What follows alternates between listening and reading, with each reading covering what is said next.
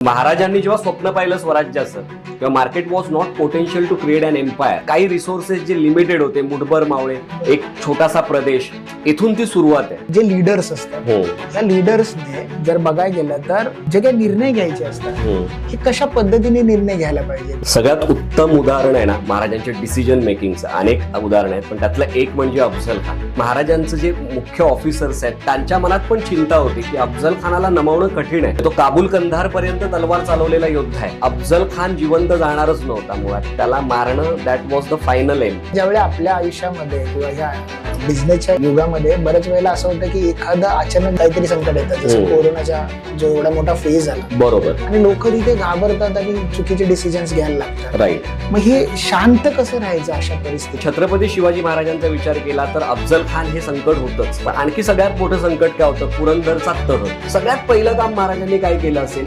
स्वीकारणं की हे घडलंय. झाला पुरंदरचा तह, गेला 80% राज्य. हमारी तरह हाथी, घोड़े, तोफे, खजाना सिवा के पास नहीं है, फिर भी क्यों हासिल होती है ये फतेह सिवा को. शायद इस क्यों का मतलब आप कभी समझ ही नहीं पाओगे शहजादे, क्योंकि औरत, गाना, नाच, शराब सिवा को कभी मालूम ही नहीं. सिवा ने मजबूत किले बनाए, मजबूत जमीर के लोग तैयार किए. हिंदुस्तान की हर एक चीज हम खरीद सकते हैं, लेकिन सिवा के खुददार खादिमों ने कभी अपने आप को बिकने नहीं दिया. हमने लाखों की जहांगीरों की लालच दिखाई, लेकिन जाबाज मराठों ने उस पे थूक दिया. हे जे दोन शब्द आहेत ना, पुढे काय, आता हे घडून गेले, आता पुढे काय करू, मार्ग शोधायला आपल्याला मदत करतो हा विचार. हे स्वीकारा, दोष देत बसू नका परिस्थितीला, आजूबाजूच्या लोकांना. हे झालंय, घडलंय, आणि हे बदलण्याची जबाबदारी मलाच घ्यायची आहे ऍज अ लीडर. आज टीम बिल्डिंग जे करतो आपल्या ऑफिसमध्ये किंवा जिथे आपण काम करत असतो, तिथे सगळ्यात मोठं चॅलेंज येतं की माणसं जपणं. ह्याच्या बाबतीत तुम्ही कसं सांगाल की त्यावेळेचं जे महाराजांनी काय केलं आणि त्याच्यातून आत्ताच्या घडीला जो आपला पॉडकास्ट बघणारा युथ आहे तर तुम्ही त्याच्यातून काय घेतलं पाहिजे. 4 प्रकारच्या मानसिकता असतात. मला जे काही करायचंय ते मी करणार, बाकी दुनिया गेली तेल लावत, मला काही बघायचं नाही. जे चाललंय ते वर्षानुवर्ष चालत आले, पिढ्यानपिढ्या चालत आले, आणि आपल्याला गुलामगिरीच करायची आयुष्यामध्ये. शिवाजी महाराजांचं नेतृत्व आणि व्यवस्थापन हे आजच्या काळामध्ये किती महत्वाचं आहे आणि त्याचा आपल्याला आत्ताच्या परिस्थितीमध्ये कसा उपयोग करता येईल यावरती मार्गदर्शन करण्यासाठी आज आपल्या स्टुडिओमध्ये आलेत ते म्हणजे विनोद अनंत मिस्त्री. त्यांच्या संदर्भात बोलायला गेलं तर ते एक अनुभवी ट्रेनर आहेत, मोटिवेशनल स्पीकर आहे आणि बिझनेस कोच आहे. इतिहासातील शिकवणी आणि आधुनिक व्यवस्थापन यांचा सुंदर संगम घडवणारे व्यक्तिमत्व. नमस्कार विनोद सर, आज तुमचं आमच्या या स्टुडिओमध्ये स्वागत आहे.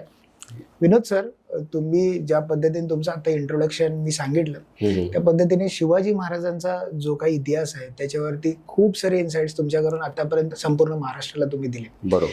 पण मग हे सगळं करत असताना आजच्या पिढीमध्ये म्हणजे आजच्या काळामध्ये जसं आज 21वे शतक चालू आहे आणि ह्याच्यामध्ये बऱ्याचशा गोष्टी चेंज झालेल्या आहेत, बदल घडलेले आहेत, खूप साऱ्या गोष्टी घडलेल्या आहेत. पण मग आत्ताच्या काळामध्ये आत्ताच्या युथला शिवाजी महाराजांचा अभ्यास करणं का गरजेचं आहे?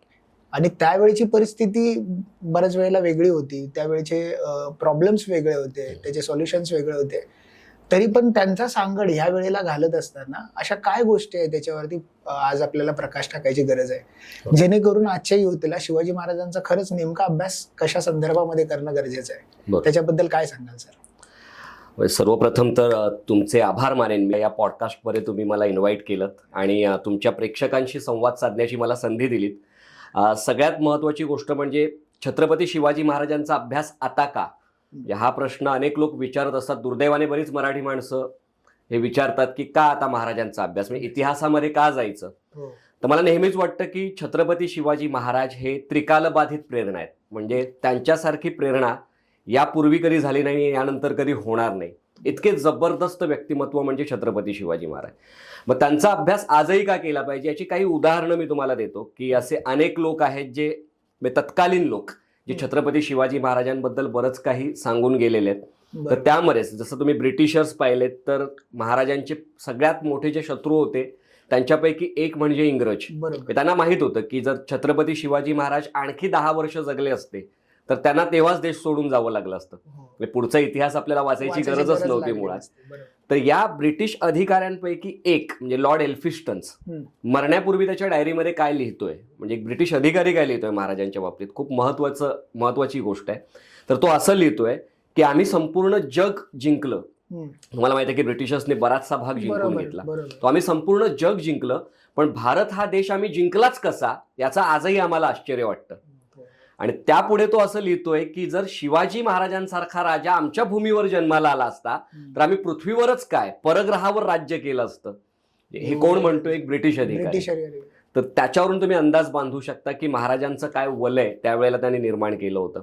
बरं, दुसरं एक मोठं उदाहरण म्हटलं तर जसे आपण सगळेच महाराजांचे चाहते आहोत, तसाच त्यांचा एक जबरदस्त चाहता म्हणजे कविभूषण, जो वेगवेगळ्या शाह्यांमध्ये जायचा, वेगवेगळ्या राज्यांमध्ये जायचा, भारतभर फिरायचा आणि छत्रपती शिवाजी महाराजांबद्दल काय बोललं जातंय, त्यांच्याबद्दल काय घडतंय हे त्याने कवितांमध्ये नोंद केलेलं आहे. वेगवेगळ्या कविता त्याने लिहिलेल्या आहेत. तर त्यातली एक कविता जी कनौज भाषेमध्ये साहजिकच त्याने लिहिले, तर त्यात मुघलशाहीच्या दरबारातलं तो वर्णन करतोय, जिथे औरंगजेब जेव्हा त्याच्या लोकांना सांगतोय, सरदारांना सांगतोय, तर बघा मुघलशाही म्हणजे छोटं राज्य नव्हतं त्यावेळेला, म्हणजे 14 देशांमध्ये पसरलेलं राज्य आहे आणि इतकं मोठं राज्य आणि त्याचा जो बादशाह त्याच्या पराक्रमी सरदारांना ना, कारण 14 देशांमध्ये राज्य पसरवणारे कोण आहेत?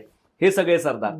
तर त्यांना तो जेव्हा सांगतोय की तुम्ही शिवावर चाल करून जा, तेव्हा हे सगळे लोक काय विनवणी करतायत औरंगजेबाकडे, त्याचं वर्णन या कवितेत त्याने केलेलं आहे कविभूषणने. तर ते वर्णन काय बघा.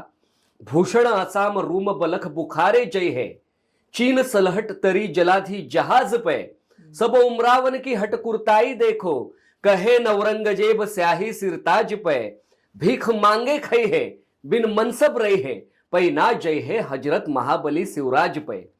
याचा अर्थ असा होतो की हे सगळे सरदार विनवणी करतात औरंगजेबाकडे की आम्ही भूषण, रूम, बलख, आसाम पर्यंत जाऊ, अगदी समुद्राचं उल्लंघन करून चीन, सिलहट सारख्या देशांवर स्वाऱ्या करू, भीक मागून खाऊ, मनसबी शिवाय राहू, पण त्या महाबली महाप्रतापी शिवरायावर चालून जायला आम्हाला सांगू नका, ते आम्हाला झेपायचं नाही. तेवढी शिवाजी महाराजांची धास्ती त्यावेळेस, तेवढी दहशत म्हणजे मुघलशाही सारख्या एवढ्या मोठ्या राज्याच्या सरदारांमध्ये जर आहे तर नक्कीच त्यांनी असं काहीतरी निर्माण केलं होतं ज्याचा अभ्यास आजही व्हायला हवा.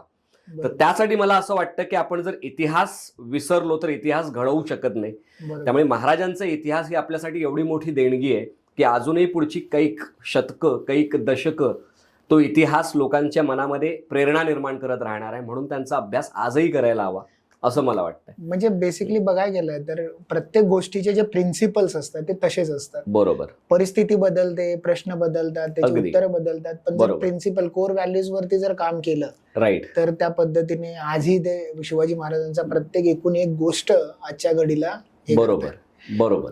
मग सर ह्याच्या पुढे जाऊन जर बघायला गेलं तर त्यावेळेची जी परिस्थिती होती ती एवढी चांगली नव्हती किंवा त्यावेळेचे रिसोर्सेस एवढे चांगले नव्हते. बरोबर. मग ह्या एवढ्या कमी रिसोर्सेस मध्ये किंवा अशा परिस्थितीमध्ये एखादं विजन ठेवणं किंवा एखादं मोठा जे स्वराज्य म्हणून स्वप्न बाळगणं हे कितपत शक्य होतं आणि आत्ताच्या घडीला, आत्ताच्या युथला ते कसं काय मॅनेज करता येईल किंवा काय जर तो त्याच्यातून भटकत असेल तर त्याला काय घेता येईल?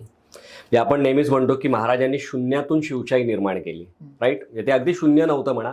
पुणे आणि सुपे हे 2 छोटे परगणे त्यांना मिळाले होते आणि ते पण काही असे सरळ नव्हते मिळाले. म्हणजे शहाजी राजांनी जेव्हा पुणे त्यांना दिलं तर मुरार जगदेव नावाच्या एका सरदारानं पुणे जाळून बेचिराख केलेलं. हे लोक गावं सोडून गेलेले आहेत, गाढवाचा नांगर फिरवलाय, जंगलं वाढलेत, हिंस्र प्राणी वाढलेत, असं पुणे मिळालंय. म्हणजे अगदी रेडीमेड काही मिळालेलं नाहीये.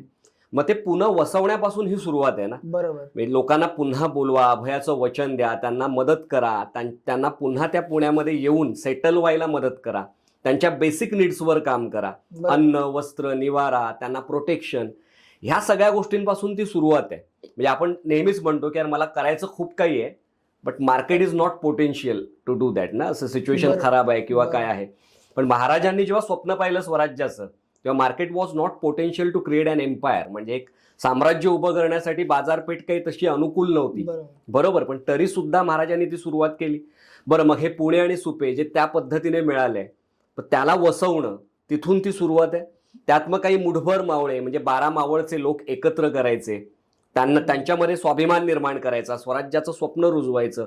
मग हे काही मावळे जोडत त्यांनी ती सुरुवात केली. बरोबर. म्हणजे काही रिसोर्सेस जे लिमिटेड होते, मुठभर मावळे, एक छोटासा प्रदेश, इथून ती सुरुवात आहे. पण मला नेहमीच असं वाटतं की जेव्हा तुमचं स्वप्न मोठं असतं ना तेव्हा तुमच्याकडे अवेलेबल रिसोर्सेस, म्हणजे आता माझ्याकडे सध्या असलेली मॅनपॉवर काय आहे, फायनान्शियल रिसोर्सेस काय आहेत, बरोबर, माझ्याकडे काय प्रांत उपलब्ध आहे, कोणकोणत्या गोष्टींचा सपोर्ट सिस्टीम माझ्याकडे उपलब्ध आहे, याचा अभ्यास जर मला असेल तर त्याप्रमाणे मी ठरवू शकतो की माझ्या मोहिमा कोणत्या लेवलच्या असल्या पाहिजेत. बरोबर. म्हणजे अगदी आता अवेलेबल असलेल्या रिसोर्सेसमध्ये मी कोणतं यश मिळवू शकतो. मग तो एक एक यशाचा टप्पा गाठत जेव्हा आपण जातो, आपण या रिसोर्सेसना हळूहळू वाढवू शकतो आणि आपली ताकद वाढवून आपण आणखी मोठी यश गाठू शकतो. त्यामुळे आपण नेहमी विचार करत राहिलो की माझ्याकडे जेव्हा परिपूर्ण रिसोर्सेस येतील तेव्हाच मी सुरुवात करेन, बरोबर, तसा परफेक्ट टाइम काही नसतो. तुमच्याकडे अवेलेबल रिसोर्सेसमध्ये तुम्ही तुमच्या त्या रिसोर्सेसचा अभ्यास करून कशा मोहिमा आखायच्या आणि त्याच्यामध्ये यश मिळवून मग कशी ताकद वाढवून आणखी पुढच्या मोहिमा आपण अचीव्ह करत जायचं, प्राप्त करत जायचं, हे आपल्याला जमलं पाहिजे. म्हणजे मला असं नेहमी वाटतं की जर तुम्हाला व्यवसायात उतरायचंय तर आपण म्हणतो माझ्याकडे पैसा हवा, तो सगळा सपोर्ट सिस्टीम हवा. तुमच्याकडे एक्सपिरियन्स आहे आणि तुमच्याकडे एक्सपर्टीज आहे, तुमच्याकडे जबरदस्त प्लॅन आहे, तर पैसा आणि सगळे रिसोर्सेस हळूहळू उभे राहायला लागतात. त्यामुळे मला असं वाटतं तुमचं स्वप्न मोठं असायला हवं आणि त्यासाठी छोट्या छोट्या सुरुवाती, छोटी छोटी यश मिळवण्यासाठी उपलब्ध साधन सामग्रीचा आपल्याला वापर करता यायला हवा, जो महाराजांनी उत्तम केलाय, जो या आपल्या तरुण पिढीने पण किंवा उद्योजकांनी केला पाहिजे असं मला वाटतं. बऱ्याच वेळेला आपण हे पण बघत असतो की सगळ्या गोष्टी ते जोपर्यंत परफेक्शन लेवल होत नाही तोपर्यंत कोणी करण्याचा प्रयत्न करत नाही. जसं तुम्ही सांगितलं, कॅपिटल असेल, मार्केटिंग असेल, रिसोर्सेस असतील, अजून काही, आणि मग लोक तिथे येऊन थांबतात आणि मग तो प्रोजेक्ट जो असतो तो वर्षानुवर्ष रखडत जातो आणि मग एक वेळ गेल्यानंतरला त्याच्यामध्ये असं काही अर्थ त्याच्यामध्ये उरत नाही. बरोबर. त्याच पद्धतीने हाय त्या अवेलेबल रिसोर्सेस मध्ये मोठं विजन बघून तुम्ही त्या पद्धतीने जर चालू केलं, बरोबर, कमी वेळेमध्ये तुम्ही जास्त असा पल्ला तुम्ही गाठू शकता. नक्कीच नक्कीच. मग आता हे सगळं करत असताना जे लीडर्स असतात, ह्या लीडर्सने जर बघायला गेलं तर जे काही निर्णय घ्यायचे असतात हे कशा पद्धतीने निर्णय घ्यायला पाहिजेत. म्हणजे बऱ्याच वेळेला असं होतं की आपण सगळी रिसोर्सेस जमवताना एक वेळ लागतो, मग आपण त्या वेळेवरती लक्ष देऊन परफेक्ट डिसिजन घ्यायला पाहिजे, किंवा मग आपण तो डिसिजन एकदम लवकर घेऊन त्याच्यावरती अंमलबजावणी केली पाहिजे. बऱ्याच वेळेला युथला हे कन्फ्युजन असतं. युथच्या बाबतीमध्ये असं होतं की मी आज जर डिसिजन घेतला आणि माझा जर डिसिजन चुकला तर काय करायचं. बरोबर. परफेक्शनच्या नादामध्ये डिसिजन घेणं थांबवतं. ह्याच्यावरती सर तुम्ही कसं काय सांगाल? सगळ्यात उत्तम उदाहरण आहे ना महाराजांच्या डिसिजन मेकिंगचं. अनेक उदाहरण आहेत, पण त्यातलं एक म्हणजे अफझल खान. अफझल खान जेव्हा स्वराज्यावर चाल करून आला त्यावेळेला सगळे लोक, म्हणजे महाराजांचं जे मुख्य ऑफिसर्स आहेत त्यांच्या मनात पण चिंता होती की अफझल खानाला नमवणं कठीण आहे. म्हणजे तो काबूल कंधार पर्यंत तलवार चालवलेला योद्धा आहे, तर त्याच्याशी एकच असू शकतो सुटकेचा मार्ग म्हणजे तह करणं. तुला जे हवंय ते बाबा घेऊन जा, पण तुझ्याशी लढणं नको सध्या, म्हणजे सरसलामत तो पगडी पचास असं असतं ना. तर तो एक प्रकार, ती मानसिकता सगळ्यांमध्ये असताना महाराजांना खात्री होती की आपण अफझल खानाला नमवू शकतो. म्हणजे त्याला मारणं हे सगळ्यात मोठं यश असू शकतं, सगळ्यात मोठी अचिव्हमेंट असू शकते. त्यामुळे त्या निर्णयावर महाराज पटकन आले की आपल्याला याला मारायचंय, बरोबर, याला नमवायचंय. अफझल खान जिवंत जाणारच नव्हता मुळात, त्याला मारणं that was the final aim, बरोबर आहे. पण त्याला मारून पण थांबायचं नव्हतं, आदिलशाहीपर्यंतचा प्रदेश जिंकत जायचं. म्हणजे जो गोंधळ उडणार आहे त्याचा फायदा उचलून आपण जितका प्रांत जिंकू शकतो तेवढा जिंकायचा. पण हा निर्णय जो आहे ना महाराजांनी त्यावेळेला जेव्हा अफझल खान चाल करून येतोय त्याच्याशी लढणं, युद्ध करणं, हा निर्णय त्यांनी घेतला. त्यावेळेला खूप विचार करत नाही बसले, बरोबर आहे. हा, पण जेव्हा तो निर्णय घेतला त्यानंतरचं प्लॅनिंग फार महत्वाचं आहे, ज्यावर आपण पुढे कदाचित चर्चा करू. पण बऱ्याचदा काय होतं माहितीये, आपण निर्णय घेताना एकतर खूप घाईनं घेतो किंवा खूप परफेक्शनची वाट बघतो. म्हणजे पूर्ण डेटा आला की मी निर्णय घेईन. मग त्यासाठी मी सगळ्यांना एक ऍडवाइस देईन जी मी माझ्या आयुष्यामध्ये वापरतो. 40-70चा फॉर्म्युला वापरायचा. 40-70. तुमच्याकडे जे निर्णय घेण्यासाठी उपलब्ध माहिती आहे ती 40% पेक्षा कमी नसली पाहिजे आणि 70% पेक्षा जास्तच्या नादी नाही लागायचं. 40% पेक्षा कमी माहिती असेल तर अल्टिमेटली तो घाईचा निर्णय होणार आणि आपण तोंडावर पडणार, राईट.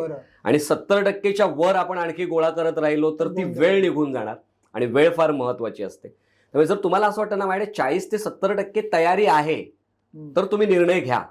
बाकी सगळ्या गोष्टी आहेत ना हळूहळू जमावायला लागतात, तुम्हाला तो सपोर्ट सिस्टीम निर्माण व्हायला लागतो आणि तो डिसिजन योग्य होण्याची चान्सेस जास्त असतात. ओके. त्यामुळे ॲज अ लीडर मला असं वाटतं 40 ते 70% मध्ये माझी तयारी आहे तर मी ते डिसिजन घेतलं पाहिजे. बाकी गट्सवर सोडा. बाकी तुमच्या एफर्ट्सवर सोडा, तुमच्या प्लॅनिंगवर सोडा. बरोबर 40 ते 70% माहितीच्या आत आपण निर्णय घेणं गरजेचं आहे, जो महाराजांनी मला असं वाटतं बऱ्याच त्यांच्या मोहिमांमध्ये ती गोष्ट त्यांनी वापरलेली बरोबर आहे. कारण बऱ्याच वेळेला असं पण होऊ शकतं 70%पेक्षा जर जास्त परफेक्शनच्या नादाला लागलो तर बरोबर. डिसिजन हे होऊ शकतो. राईट. अफजल खान स्वराज्यावरती ज्यावेळी स्वारी करून आला आणि ज्या वेळेला ही सगळी अशी एवढी भयानक परिस्थिती होती त्यावेळी शिवाजी महाराजांनी बऱ्याच वेळेला शांत राहून त्याचे बरेचसे डिसिजन घेतले. बरोबर. मग असं ज्यावेळी आपल्या आयुष्यामध्ये किंवा ह्या बिझनेसच्या युगामध्ये बऱ्याच वेळेला असं होतं की एखादं अचानक काहीतरी संकट येतं, जसं कोरोनाच्या जो एवढा मोठा फेज आला. बरोबर. आणि लोक तिथे घाबरतात आणि चुकीचे डिसिजन्स घ्यायला लागतात. राईट. मग हे शांत कसं राहायचं अशा परिस्थितीत? आता शांत राहणं हा ऍक्च्युअल आहे ना, हा स्वभाव काही जणांचा आतूनच असतो आणि काही जणांना तो डेव्हलप करावा लागतो. आणि मला असं वाटतं एक उद्योजक म्हणून तर तो आपण स्वतःमध्ये डेव्हलप केलाच पाहिजे. बरं, गंभीर परिस्थिती आली, संकट आलं आणि आपण पॅनिक झालो म्हणजे निगेटिव्ह इमोशन्स आपल्या मनामध्ये तयार होतात. आपण अनेक निगेटिव्ह परिणामांकडे लक्ष द्यायला लागतो की आता याचे काय रिझल्ट होतील आणि अल्टिमेटली आपण आपली एनर्जी ब्लॉक करतो. त्याच्यामध्ये आपण योग्य डिसिजन घेऊच शकत नाही. राईट. बरेच जण काय करतात, एखादं संकट आल्यावर हे कुणामुळे आलं आणि कोणत्या परिस्थितीने आणलं याच्याकडे फोकस करतात. बरोबर. आता जर छत्रपती शिवाजी महाराजांचा विचार केला तर अफजल खान हे संकट होतच, पण आणखी सगळ्यात मोठं संकट काय होतं, पुरंदरचा तह. तो सगळ्यात मोठा डाऊनफॉल स्वराज्याचा, जो जिकडे आपल्याला 80% राज्य आपलं द्यावं लागलं मुघलांना, किती मोठा डाऊनफॉल होता. राईट. पण तिथे महाराजांनी मग कुणाला दोष देण्यामध्ये वेळ घालवला का, की हे कुणामुळे झालं, हे आपल्या चुकीच्या निर्णयांमुळे झालंय का, किंवा हे कोणत्या माणसामुळे झालंय का, कोणत्या परिस्थितीमुळे झालंय का. सगळ्यात पहिलं काम महाराजांनी काय केलं असेल, स्वीकारणं की हे घडलंय. हे घडलंय, आता झाला पुरंदरचा तह, गेला 80% राज्य. आता त्यावर रडत बसण्यात काही होणार नाही ना, ते मी परत आणू शकणार नाहीये. जेव्हा आपण ती वस्तुस्थिती स्वीकारतो ना, तेव्हा मग आपण मार्ग शोधायला सुरुवात करतो. आता पुढे काय. बरोबर. हे जे दोन शब्द आहेत ना, पुढे काय, फार महत्वाचे आहेत. म्हणजे ऍक्सेप्टन्स करणं आणि त्याच्या पुढचे. आता हे घडून गेलंय, आता पुढे काय करू मी. मग तो पुढे काय हा आपल्याला पुढचे मार्ग शोधायला सुरुवात करतो किंवा मार्ग शोधायला आपल्याला मदत करतो हा विचार. त्यामुळे प्रत्येक वेळी जेव्हा असं संकट येईल तेव्हा पहिली तर गोष्ट ते झालंय हे स्वीकारा. दोष देत बसू नका परिस्थितीला, आजूबाजूच्या लोकांना. हे झालंय, घडलंय आणि हे बदलण्याची जबाबदारी मलाच घ्यायची आहे ऍज अ लीडर. दुसरा कोणी येऊन माझ्या आयुष्यामध्ये बदल आणणार नाहीये, ते मलाच बदलायचंय. हे जेव्हा आपण मनापासून ठरवतो, हे जेव्हा स्वीकारतो, तेव्हा आपण शांत राहण्याची भूमिका हे करतो की आता मला शांतपणे काम करायचंय, बोंबलत फिरायचं नाही की माझ्या आयुष्यामध्ये हे प्रॉब्लेम्स आलेत.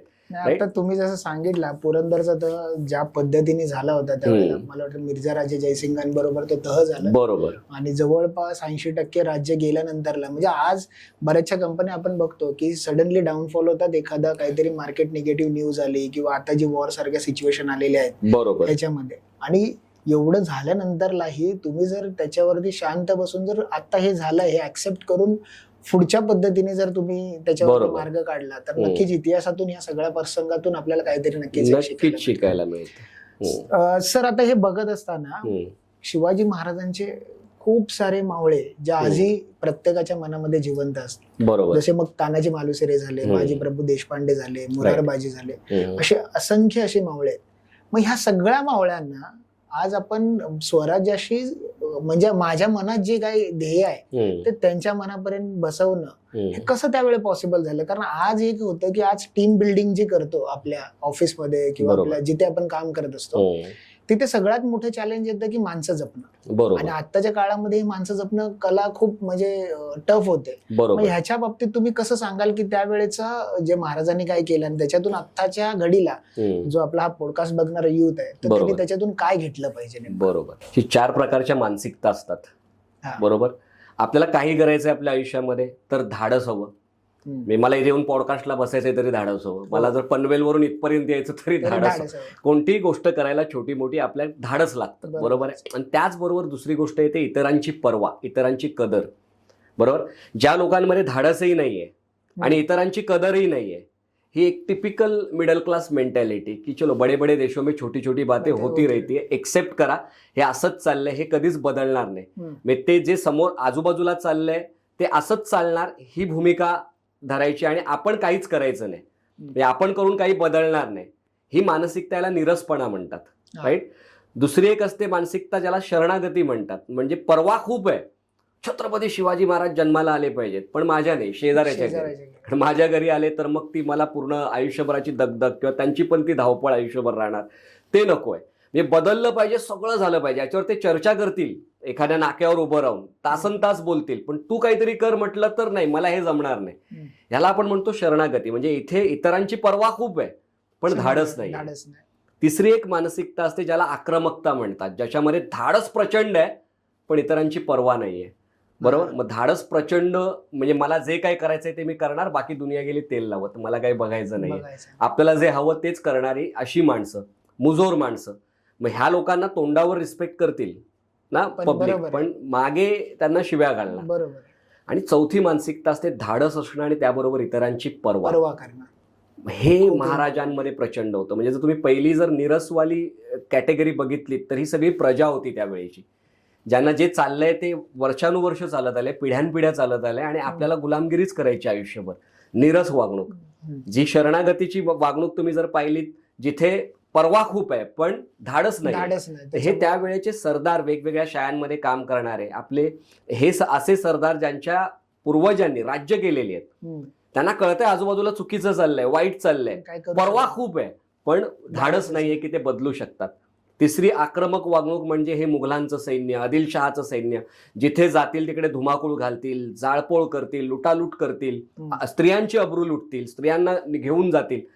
म्हणजे धाडस खूप आहे हे सगळं करायला पण परवा नाही. आणि जर तुम्ही महाराजांचा विचार केलात तर एकच उदाहरण मी तुम्हाला देतो, का महाराजांसाठी लोक मरायलाही तयार होते, का महाराजांबरोबर कित्येक वर्ष काम करायचं. म्हणजे औरंगजेब हैराण व्हायचा की यार असं काय आहे या शिवाजी महाराजांकडे की त्यांचा एकही माणूस त्यांची नोकरी सोडून मुघलांकडे येत नाही, पण मुघलांची माणसं तिकडची नोकरी सोडून त्या छोट्या राज्यामध्ये जातात. असं काय आहे शिवाकडे, काय जादू आहे शिवाची आणि संभाजीची त्यांच्या लोकांवर. तर ही जादू म्हणजेच धाडसही आहे आणि इतरांची पर्वाही आहे. बरोबर. आता अफजल खानाला मारणं हा निर्णयच धाडसी होता, धाडस प्रचंड आहे. बरं, पण त्याला मारताना उघड्या मैदानात त्याच्याशी लढाई नाही करायची, कारण आपलं सैन्य दगावू शकतं. उघड्या मैदानात येताना तो आजूबाजूला जितकी काही गावं आहेत किंवा आपलं जे राज्य आहे त्याचं नुकसान करणार आहे. मग त्याला मारण्यासाठी प्रतापगड निवडायचा. मग प्रतापगड का निवडायचा, कारण प्रतापगड हा स्वराज्याच्या सरहद्दीवर होता. तिथे युद्ध झालं तर माणसांची हानी होणार, म्हणजे वस्ती नाहीये तिकडे जास्त, म्हणजे लोकांची हानी होणार नाही, लोकांना त्रास होणार नाही, आणि त्यामुळे तो प्रतापगड निवड. त्याचे अनेक आणखी कारण आहेत प्रतापगड निवडण्यामागे, पण मुख्य कारण हे होतं की लोकांची हानी होणार नाहीये. लोकांचा विचार इथे विचार म्हणजे हा जो ही कदर करणं आहे ना, म्हणजे जेव्हा त्यांना माहित आहे की तानाजीच्या मुलाचं लग्न आहे तेव्हा ते स्वतः त्या मोहिमेसाठी जायला तयार होते. तानाजीला त्याची भनक लागली नाही पाहिजे, त्याला कळलं नाही पाहिजे की अशी काही मोहीम होणार आहे. बरोबर आहे. पण तरी सुद्धा ती पर्वा जी आहे, म्हणजे धाडस तर आहे, हे करायचंय सगळं, पण त्याचबरोबर आपल्या लोकांची पर्वा, हे प्रत्येक त्यांच्या अनेक प्रसंगांमधून आपण बघू शकतो. म्हणून मला आपल्या युथला असेल किंवा उद्योजकांना असेल, मला हाच महाराजांकडून हा सल्ला द्यावासा वाटेल की तुमच्याकडे धाडस असायलाच हवं, कारण धाडसाशिवाय तुम्ही उद्योग करूच शकत नाही. पण हे करताना याचा काय परिणाम होईल, आजूबाजूच्या लोकांवर, परिस्थितीवर काय परिणाम होईल याचा विचार करू शकलात, लोकांची कदर जर तुम्ही करू शकलात, तर अल्टिमेटली या दोघांचा समन्वय साधून तुम्ही नक्कीच यश गाठू शकता आणि लोक तुम्हाला जास्तीत जास्त काळ साथ देऊ शकतात, जे महाराजांनी या गोष्टीच्या बळावर केलेलं आहे. म्हणजे फक्त तुमच्याकडे धाडस असून फायदा नाही, किंवा जर दुसऱ्यांची कदर नाही केली तरी चालणार, पण याचा सगळ्यांचा संगनमत करून एक चांगला बरोबर हे करता आला, आणि जर तुम्ही त्याच्या बाबतीत तुमच्या टीमला, स्टाफला त्या पद्धतीने जर तुम्ही त्या विचाराने जर प्रेरित करू शकला, कदाचित तुमची ही टीम लॉंग टर्म मध्ये काम करते. अगदी आपण असा विचार केला तर आपली विजन स्टेटमेंट असते, प्रत्येक उद्योजक आपली एक विजन बनवतो. बरोबर आहे. मग ते विजन फक्त बनवून काय, ते फक्त एक फॉर्मॅलिटी म्हणून बनवायचं आहे, ब्रोशरवर टाकायचं आहे, वेबसाईटवर टाकायचं आहे म्हणून ते बनवतात. त्या उद्योजकालाही त्याचं विजन पाठ नसतं. बरोबर आहे. आता हे विजन जेव्हा सगळ्यांना समाविष्ट करून घेईल, म्हणजे तिथे काम करणारी माणसं, तुमचे ग्राहक, यांच्या आयुष्यात तुम्ही काय बदल आणणार, म्हणजे जेव्हा तुमच्या कर्मचाऱ्यांना कळेल की अरे ह्या विजनचा हिस्सा मी सुद्धा आहे, तर ती ओनरशिप त्याच्यामध्ये येईल, तर त्याला वाटेल की हे विजन पूर्ण होईपर्यंत मला कंपनी सोबत राहायचं, बरोबर ना, किंवा त्याच्या पलीकडे मला या कंपनीची साथ द्यायची आहे, मला ही कंपनी सोडायची नाही, कारण ह्या विजनचा हिस्सा मी सुद्धा आहे. तर हे जेव्हा आपण करू तेव्हा लोक तुमच्यासोबत लॉंग टर्म टिकतील. बरोबर. त्यामुळे महाराज नेहमीच म्हणायचे की हे राज्य माझं नाहीये एकट्याचं, हे राज्य तुमच्या सगळ्यांचं आहे. हे राज्य व्हावं ही तर श्रींची इच्छा, हे राज्य त्याची इच्छा आहे आणि मी फक्त एक माध्यम आहे आणि हे स्वराज्य आपल्या सगळ्यांची गरज आहे. हे वाढावं, टिकावं ही आपल्या सगळ्यांची गरज आहे. म्हणून लोक आतून मोटिवेटेड होते, म्हणून त्यांना वाटत होतं की आपण काहीतरी वेगळं करावं, म्हणून लोक मरायलाही तयार होते आणि दीर्घकाळ स्वराज्याबरोबर राहायला तयार होते. म्हणजे तुमचा जो काही लॉंग टर्म प्लॅन असेल तो सर्वसामान्यांना समावेश करूनच तुम्ही करा. मग तो स्टाफ असेल, तुमचा एम्प्लॉई असेल, कस्टमर असेल, तर ती कुठे ना कुठेतरी त्या पद्धतीने काम करतात. अगदी. सर, आता तुम्ही बोलताना याच्यामध्ये एक गोष्ट बोलला की चेंज, बदल. हा बदल ज्यावेळी आपण एखाद्या वेळेला करायला जातो, बरोबर, त्यावेळेला जसं तुमच्या काही सवयी असतील, तुमचा अप्रोच असेल, क्लायंटच्या विषय, कस्टमरच्या विषय, एम्प्लॉईच्या विषय, तर ह्या बदलवरती मी तुमची एक कविता ऐकली होती. तर ती कविता तुम्ही या ठिकाणी युथला सांगू शकाल का? नक्कीच नक्कीच. म्हणजे बदल म्हणजे नेमकं काय की आपण जे काही आयुष्य जगत असतो रोजचं, बरोबर, आपल्याला असं वाटतं हे कधी बदलू नये, म्हणजे हे आता मस्त सेट झालंय. आणि अचानक काहीतरी घडतं, कोविड येतो किंवा काही आणखी गोष्टी घडतात, आपल्याला अप्रिय गोष्टी घडतात आणि आयुष्य बदलून जातं, आयुष्याचा एखादा भाग चेंज होऊन जातो आणि मग आपण गडबडून जातो की अरे आता हे काय होणार, हे बदल मी कसे काय स्वीकारणार. पण ह्या जगामध्ये एकच गोष्ट कॉन्स्टंट आहे, जी म्हणजे बदल.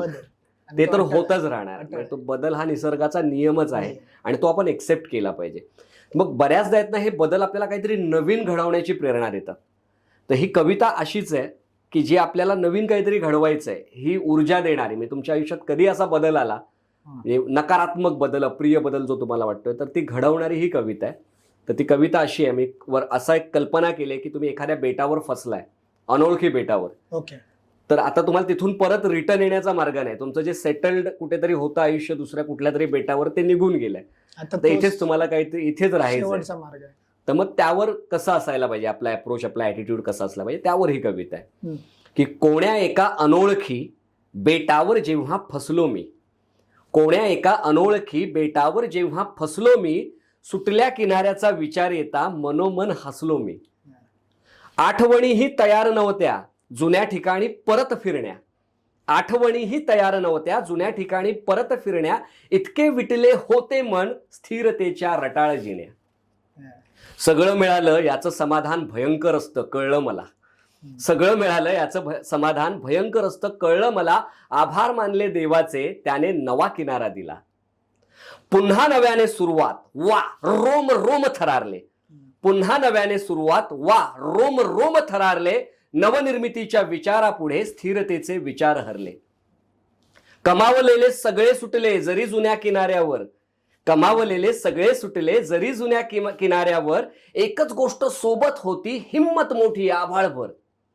याच हिमतीच्या बळावर पुन्हा नवं जग थाटायचं, याच हिमतीच्या बळावर पुन्हा नवं जग थाटायचं, जितक्या वेळात पाडेल ना नियती दुप्पट आवेशानं उठायचं. लढण्याचा इतिहास आमचा हरणं माझ्या रक्तात नाही, लढण्याचा इतिहास आमचा हरणं माझ्या रक्तात नाही, जोवर मैदानात उभा मी जिंकणं नियतीला शक्य नाही. तयार आहे नवी स्वप्ने नव्या उमेदीनं पूर्ण कराया, तयार आहे नवी स्वप्ने नव्या उमेदीनं पूर्ण कराया, संकटांनो असेल हिम्मत तर या, तुमचं स्वागत तुम्ही या. तर मला असं वाटतं आपण या खरंच ॲटिट्यूडने, ऍक्च्युली तुम्ही जी कविता सांगत होता त्यावेळी अक्षरशः अंगावरती काट्या मारत होता. कारण का आजच्या युथकडे जर बघायला गेलं आणि आत्ताची परिस्थिती as a practising chartered accountant बघत असताना बऱ्याच वेळेला बिझनेसेस असे कोलॅप्स होतात. लोक अक्षरशः कोरोना म्हणा, वॉर सिच्युएशन म्हणा, बरेचशा वेळेला शेअर मार्केट पडत आहे आणि ह्या परिस्थितीमध्ये असताना बऱ्याच वेळेला असं होतं की अरे एवढं सगळं मी करतोय, एवढं पळतोय या सगळ्या पाठीमागे आणि मला सक्सेस जो पाहिजे तसा मला भेटत नाही. बरोबर. सक्सेस तर सोडा, पण बऱ्याच लोकांच्या आयुष्यामध्ये स्टॅबिलिटी येण्यासाठी पण ती लोक एवढी धडपड करतात. बरोबर. आज जर बघायला गेलं तर ऍव्हरेज 60% लोकांवरती कर्जाचा बोजा एवढा झालेला आहे की त्यांना प्रत्येक वेळेला असं वाटतं की माझ्याच आयुष्यात का. आणि खरंच तुमची ही जर कविता त्या लोकांनी जर मनापासून ऐकली तर मला असं वाटतं ना की परत नवीन उमेदीसाठी त्यांना खूप मोठा एक सपोर्ट भेटेल, बळ भेटेल. आता मगाशी ज्यावेळी आपण हे डिस्कशन करत होतो, अफजल खानाचं डिस्कशन करत होतो, त्यावेळेला एक होतं ते व्हिजन. बरोबर. आणि कोणत्याही कंपनीचं ज्यावेळी आपण व्हिजन ज्यावेळी स्टेटमेंट ऐकतो, ते व्हिजन एक वर्ष, 2 वर्ष, 5 वर्षाचं नसतं तर ते लॉंग टर्म व्हिजन असतं. मग या लॉंग टर्म विजन्स मध्ये ज्यावेळी एखादं विजन आपण ठेवतो 15 वर्षाचं 20 वर्षाचं, बरोबर, आणि त्यावेळेला आपण जे छोटे छोटे स्मॉल ऍक्शन्स घेत असतो, बरोबर. डिसिजन्स घेत असतो, राईट तर त्या विजन बरोबर ते ऍक्शन्स घेत असताना ते कसं मॅनेज करावं, राईट, त्याला अलाइन कसं करावं. बरोबर, कारण बरेच वेळेला असं होतं की विजन आपण ठरवतो आणि मग ऍक्शन्स घेताना त्या पद्धतीने जर ऍक्शन्स घेतले नाही राईट, तर कदाचित आपण भरकटण्याचे चान्सेस असू शकतात. बरोबर. मॅनेज कसं करता येईल? अगदी. कसं आहे ना, विजन हे 5 ते 50 किंवा 100 वर्षापर्यंतच असू शकतं. बरोबर. मग ते एका क्षितिजासारखं आहे की जे तुम्हाला असं वाटतं आता मी पोहोचेन आणि ते आणखी पुढे जात जाणार. स्वप्न असंच असायला हवं, जे तुमच्या हयातीत पूर्ण होईल ते मुळात स्वप्नच नाहीये. म्हणून छत्रपती शिवाजी महाराजांचं राज्य 176 वर्ष टिकलं. बरोबर. म्हणजे त्यांच्या नंतरही 1818 पर्यंत जे टिकलं आणि अजूनही ते प्रेरणा म्हणून आपल्या प्रत्येकाच्या हृदयात जिवंतच आहे 350 वर्षानंतरही. हो. पण जर फिजिकली म्हटलं तर 1818 पर्यंत टिकलेलं हे राज्य, मग हे विजन फार मोठं आहे, बरोबर ना. पण ते विजन तर ठेवायचंच आहे. त्या स्वराज्याला कुठे सरहद नाहीये. किती बाउंड्रीज वाढतील स्वराज्याच्या, याला काहीच सीमा नाहीये. बरोबर. ते वाढतच जाणार आहे. किती माणसं स्वराज्यात येतील, किती सैन्य येईल, त्याला काही सीमा नाहीये, बरोबर आहे. पण हे झालं सगळं लांबचं. जे स्वराज्य ऍक्च्युअल अस्तित्वात येईल ही खूप पुढची गोष्ट आहे. महाराजांनी काय विचार केला असणार प्रत्येक वेळेला की आजच्या दिवसात मी काय बेस्ट काढणार आहे. हे मला जर स्वराज्यातलं एवढं मोठं स्वप्न पूर्ण करायचं आहे तर आज मी काय करू. आज मी कोणता एक किल्ला जिंकला पाहिजे. आज मी प्रशासनाच्या कोणत्या एका गोष्टीची घडी व्यवस्थित बसवली पाहिजे. बरं. आज मी नेमकी कोणती गोष्ट केली पाहिजे. आज अशी कोणती एक छोटी कृती करू जी मला एक पाऊल पुढे घेऊन जाईल. आणि आपण म्हणतो ना, हजारो मैलांचा प्रवास हा एका पावलानं सुरू होतो आणि बरेच जण हे पावलंच उचलत नाहीत. बरं. पण स्वप्न तर फार मोठं आहे रे, पण ते किती मोठं आहे, मग होईल का माझ्याने. अरे एक पाऊल तर टाकून बघ. म्हणजे आपण नेहमी म्हणतो मला आर्थिक नियोजन करायचंय ना, मला पैसे साठवायचे आहे, आर्थिक नियोजन करायचं आहे. आणि आपण कित्येक वर्ष फक्त हाच विचार करत असतो की माझा 5 कोटीचा पोर्टफोलिओ झाला पाहिजे, 10 कोटीचा झाला पाहिजे. ऍक्शन्स घ्यायला पण ऍक्शन म्हणजे छोटी ऍक्शन काय असू शकते. रोज 100 रुपये वाचवा. रोज 100 रुपये वाचवलेत तर महिनाभरामध्ये तुमचे 3000 वाचतात आणि वर्षभरात 36,000 रुपये जमा होतात. राईट. आता हे 100 रुपये एक उदाहरण आहे. तुम्ही तुमच्या कॅपॅसिटीप्रमाणे वाचवू शकता. पण ही सुरुवात की मी रोज 100 वाचवेन. बरं, मला माझी बॉडी खूप चांगली करायची, हेल्थ चांगली करायची आहे. अरे पण रोज 10 मिनिटं चालायला तर जा. 10 मिनिटापासून सुरुवात कर. रोज एकाच दिवसामध्ये 5 किलोमीटर चालतात आणि परत पुढचे चालतच नाहीत. मग बऱ्याचदा असं होतं की एकदमच मोठं काम करायचं. मी पुस्तक वाचायची मला सवय करून घ्यायची आहे. तर आजच बसलो आणि मी अख्खा दिवसभर ते पुस्तक मी वाचून काढण्याचा हे केला की मी आधी मला सवयच नाही पुस्तकाची आणि मी अख्खं पुस्तक एका दिवसात वाचणार.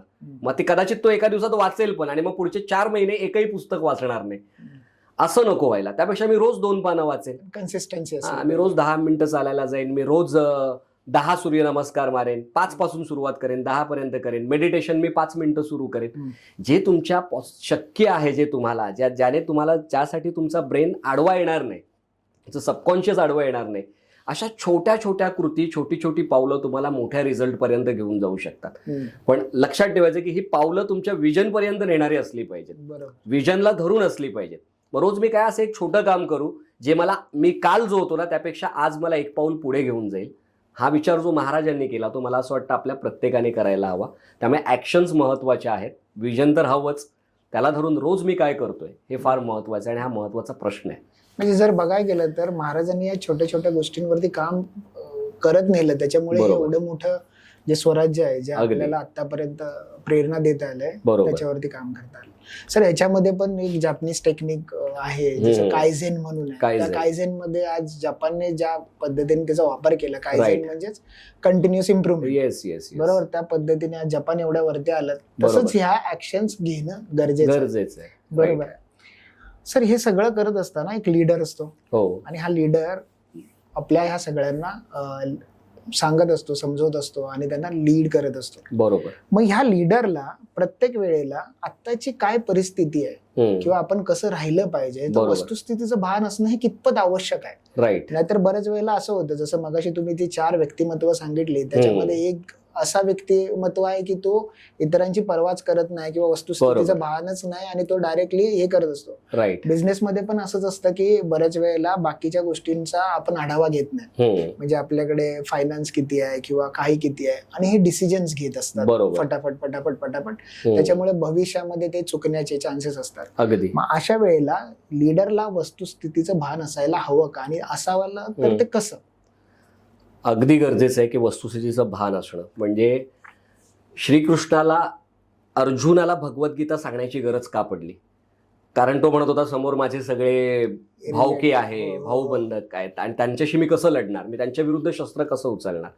त्यासाठी अख्खी भगवद्गीता सांगावी लागली.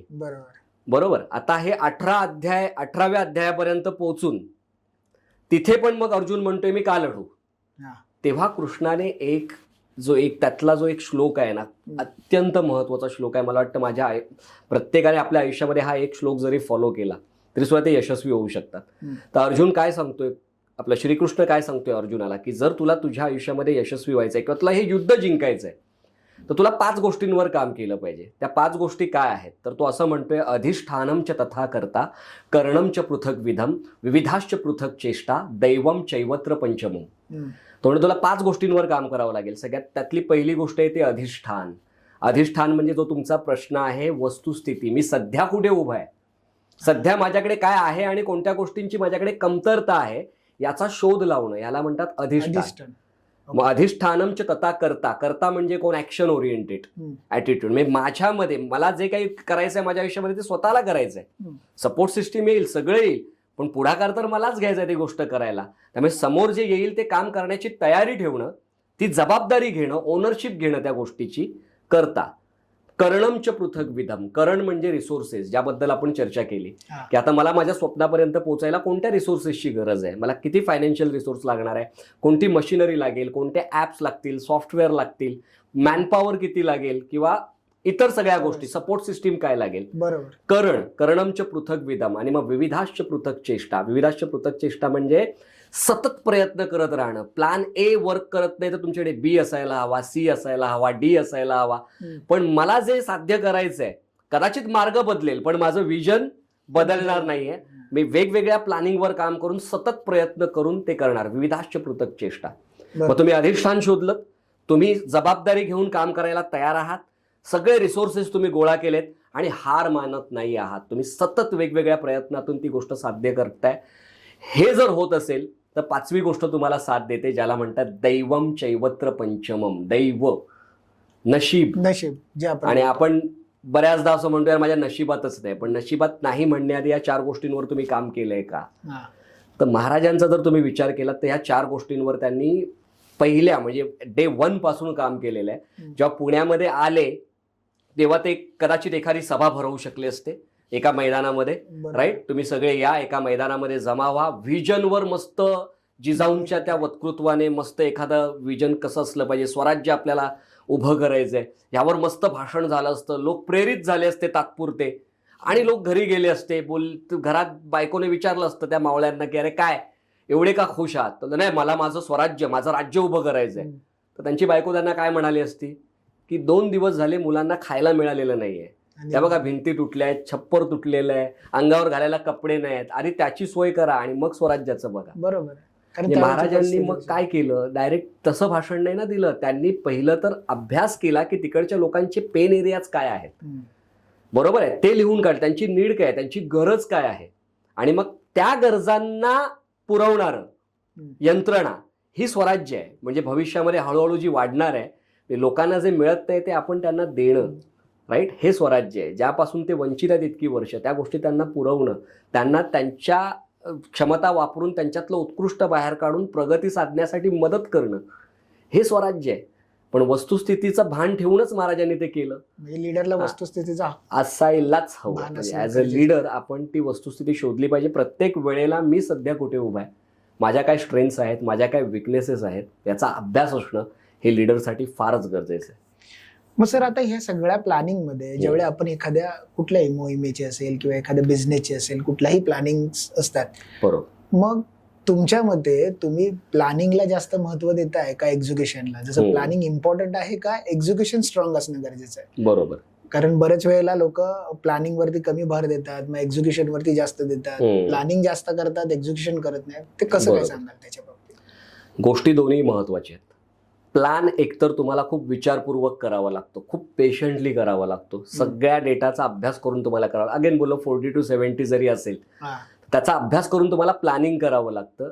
जर अफजल खानाचीच मोहीम आणखी एकदा तुम्ही लक्षात घेतलीत, अफजल खान स्वराज्यावर चाल करून आला एप्रिलमध्ये त्याने आदिलशाही सोडली आणि त्याला मारला कधी? नोव्हेंबरमध्ये. 8 महिने महाराजांनी काय केलं? प्लॅनिंगवर काम केलं ना. प्लॅन म्हणजे कसं आणायचं याला प्रतापगडापर्यंत, कारण तो किती बोलेल मला उघड्या मैदानात ये म्हणून, पण मी तिकडे जाणार नाही, ते पेशन्स मी ठेवणार आणि त्याला प्रतापगडापर्यंत आणणार. ह्याच्यामध्ये प्लॅनिंग आहे ना. आणि त्याला मारल्यानंतर अवघ्या पुढच्या 15 ते 16 दिवसांमध्ये पन्हाळ्यापर्यंतचा प्रदेश जिंकत जायचं, खाली राजापूरपर्यंतचा प्रदेश कोकण किनारपट्टीचा जिंकत जायचं, पुणे सुपेपर्यंत जो आदिलशाहीचा प्रदेश आहे तो जिंकत जायचं. म्हणजे हे सगळं जे आहे ते एक्झिक्युशनचा पार्ट आहे. 15 दिवसात जे झालं ते एक्झिक्युशन. अफजल खानाला मारण्यापासून पन्हाळ्यापर्यंतची जी मजल आहे हे एक्झिक्युशन आहे. आणि ते एक्झिक्युशन जरी चुकलं, प्लॅनिंग खूप जबरदस्त केलं आहे, पण जर तुम्ही त्या एक्झिक्युशनच्या पार्टमध्ये चुकलात तर सगळा प्लॅन फेल आहे. 8 महिन्याची जी काही तुमची मेहनत आहे ती वाया जाणार आहे. त्यामुळे एक्झिक्युशन शिवायचं प्लॅनिंग काही महत्त्वाचं नाही, किंवा प्लॅनिंग शिवाय एक्झिक्युशनही महत्त्वाचं नाही. जर तुम्ही प्लॅन्ड एक्झिक्युशन केलं, प्लॅनिंगप्रमाणे जर तुम्ही त्या सगळ्या गोष्टी पार पाडल्यात, तर नक्कीच तुम्हाला त्या एखाद्या कार्यामध्ये, त्या मोहिमेमध्ये किंवा त्या कॅम्पेनमध्ये यश मिळू शकतं. बरोबर आहे. जसं आजच्या काळामध्ये जर बघायला गेलं तर बरीच लोक प्लॅनिंग वरती 60% महत्व देतात, भर देतात, आणि मग एकदा प्लॅनिंग मध्ये ए प्लॅन, बी प्लॅन, सी प्लॅन वगैरे केलं तर एक्झिक्युशन करताना त्यांना तेवढा वेळ लागत नाही. राईट. बरेच वेळेला 2-2 वर्ष चाललेले प्रोजेक्ट वरती जवळपास 1 वर्ष 1.25 वर्ष प्लॅनिंग वरती महत्व देतात, आणि उरलेल्या काही दिवसांमध्ये मग तो प्रोजेक्ट एकदम चांगल्या पद्धतीने उभा राहतो. मग आता ह्या सगळ्या स्पर्धेच्या जगामध्ये, आताच्या काळामध्ये जे आता एवढं कॉम्पिटिशन चालू आहे प्रत्येक क्षेत्रामध्ये झालं, तुम्ही कुठलंही क्षेत्र घेतलं, बरोबर, तर ह्या प्रत्येक वेळेला स्पर्धेच्या युगामध्ये आपण अग्रेसर कसं राहिलं पाहिजे. बरोबर. म्हणजे बऱ्याच वेळेला असं होतं ना की आपण एखादा प्रोडक्ट घेतो, एखादं काहीतरी आपण घेतो, आणि मग अचानकपणे बदल येतात, चेंज येतात. आज एआयच्या जमान्यामध्ये एवढं सगळं बदल यायला लागले, बरोबर, अपग्रेडेशन येत आहे. ह्यामध्ये तुम्ही कसं सांगाल की ह्याला सगळ्याला अग्रेसर आपण कसं राहता येईल? ती कसं आहे की तुम्ही गुगलला गुगल बनून बीट करू शकत नाही, किंवा ॲमेझॉनला ॲमेझॉन बनून तुम्ही बीट करू शकत नाही. राईट. They are giants. बरोबर. महाराजांनी जेव्हा सुरुवात केली, अगेन मी तिथेच येईन, जेव्हा पुणे सुपे इथपासून सुरुवात आहे, सगळ्यात पहिलं काम त्यांनी काय केलं असेल तर तिकडच्या लोकांचा अभ्यास, त्यांच्या काय गरजा आहेत किंवा अशा कोणत्या गोष्टी आहेत ज्या पूर्ण होत नाही आहेत, बरोबर ना, काय गरजा आहेत त्यांची यादी काढा. त्यांनी आपली माणसं पाठवली असतील पुणे आणि सुपेमध्ये, आणि ह्या गोष्टींची यादी काढायला सांगितली असेल. बरोबर आहे. ह्याला आजच्या भाषेमध्ये आपण क्लायंट नीड अनालिसिस म्हणतो. बरोबर. की आपल्या ग्राहकाला काय हवं, आपल्या क्लायंटला काय हवंय. बरं, ती एक 10 गोष्टींची यादी निघाली. बरोबर. मग दुसरा अभ्यास त्यांनी कोणता केला असेल? Competitive analysis. ओके. शत्रूचा अभ्यास, की हे मुघलशाही, आदिलशाही, निजामशाही किंवा जे स्थानिक जहागीरदार आहेत, या गरजा पूर्ण करण्यासाठी काय करतायत. बरोबर. मग 10 गरजांची यादी आले, त्यातल्या कळलं की ह्या 3-4 गरजाच त्यांच्या पूर्ण होत आहेत जे हे लोक करतायत. बरोबर. हा. मग आता या 4 गरजा जे ते पूर्ण करतायत त्या मला करायच्याच आहेत, आणि ज्या 6 गरजा कुणीच करत नाहीये पूर्ण, त्या जर मी केल्या तर लोक मला सपोर्ट करतील, तर मी त्या स्पर्धेपासून वेगळा होईल. किती मोठा धडा आहे बघा आपल्या सगळ्यांचा. ते आपली USP होणार ना, युनिक सेलिंग प्रपोजिशन. मग तुमचे स्पर्धक काय नाही करत आहेत, कोणती गरज पूर्ण नाही करत आहेत, याचा अभ्यास करून ती जर इनोव्हेटिव्ह वेने आपण पूर्ण करू शकलो, बरोबर, तर अल्टिमेटली तुम्हाला लोकांचा सपोर्ट मिळेल. 10 लोकांना सोडून लोक तुमच्याकडे येतील. अशा पद्धतीनेच आपण स्पर्धेत अग्रेसर राहू शकतो, की नेहमी लोकांच्या गरजांचा अभ्यास करणं, आपल्या ग्राहकांच्या गरजांचा अभ्यास करणं, आणि त्याप्रमाणे आपण काय डेव्हलप करू शकतो याचा विचार जर आपण केला तर नक्कीच आपण स्पर्धेमध्ये पुढे राहू शकतो. खूप छान. खरंच. कारण का जोपर्यंत आपल्या म्हणजे जो कॉम्पिटिटर आहे त्याच्याकडे काय चालू आहे त्याची इन्फॉर्मेशन आपल्याला भेटत नाही, किंवा एखादं जसं तुम्ही सांगितलं की अनफोकस एरिया आहे, जसं आपल्याला आपण अभ्यासच करू शकत नाही, त्याच्यामध्ये जर त्याच्यावरती फोकस केलं तर कदाचित आपण राहू शकतो. नक्कीच. ह्यालाच कनेक्ट करत असताना ज्यावेळी महाराजांचा वेळ होता त्यावेळेला त्यांचे इंटेलिजन्स होते, जसं बहिर्जी नाईक म्हणा, त्याचबरोबर त्यांचे बरेचसे असे गुप्तहेर होते. मग त्यांच्यामध्ये वेगवेगळ्या क्षेत्रामध्ये गुप्तहेर होते. मग ह्या इंटेलिजन्सच्या माध्यमातून महाराजांनी खूप सारी माहिती घेऊनच त्या पद्धतीने काम. बरोबर. मग ह्या इंटेलिजन्स मधलं एखादं उदाहरण तुम्ही काय सांगू शकाल की याच्या महाराजांना कसा फायदा झालाय, एखादं काय असं काय? सगळ्यात बेस्ट एक्झाम्पल आता अफजल खान आलायच आहे, तर ते एक मोठं एक्झाम्पल. त्यामध्ये बरंच सगळं म्हणजे तुमच्या अख्ख्या मॅनेजमेंटचा अभ्यास एक त्या अफजल खानाच्या प्रकरणात होऊ शकतो. बरोबर. महाराजांनी अफजल खानाचा जो अभ्यास केला, तो जो येतोय आदिलशाहीतून, तो काय तयारी करून येतोय ही सगळी तयारी त्यांनी त्याचा अभ्यास 25 ते 30 मोठे सरदार त्याने सोबत घेतलेत, पराक्रमी सरदार घेतलेले आहेत. 10,000ची घोडदळ आहे, 12,000ची पायदळ आहे, 300 ते 400 मोठ्या तोफा आहेत, 80-90 छोट्या तोफा आहेत, 400 तोफजी आहेत, खलाशी आहेत.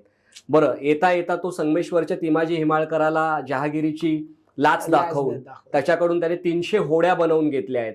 त्याला माहिती आहे की आता पावसाळा येणार आहे आणि पावसाळ्यामध्ये कोयना नदी जी आहे ती दुतोंडी वाहते, अशा वेळेला आपल्याला होड्या लागतील. इतकी जबरदस्त तयारी तो करून आलाय. कितीतरी हत्ती, घोडे, शस्त्र, 3 वर्ष पुरेल इतकी रसद. बरोबर, ही सगळी इंटेलिजन्स आहे ना, ही माहिती त्यांनी आपल्या हेरांकडून घेतलीच. बरोबर आहे. अगदी जेव्हा तो शेवटच्या मोमेंटला भेटायला आला महाराजांना, 10 अंगरक्षक आपण घेऊन घ्यायचे बरोबर, असं ठरलं. मग हे 10 अंगरक्षक कोण असतील पाहिजे याची सुद्धा माहिती त्यांनी काढली. त्याच्या सोबत असलेले 10 अंगरक्षक कोण, त्यात सगळ्यात जवळ असणारा कोण. तर त्यात सगळ्यात जवळ असणारा कोण होता? सय्यद बंडा. बरं, मग सय्यद बंडाची खासियत काय आहे? दानपट्ट्याने आहे ना, तो इतका माहीर आहे त्यामध्ये की तो 10 फुटावरचा माणूस उडवू शकतो.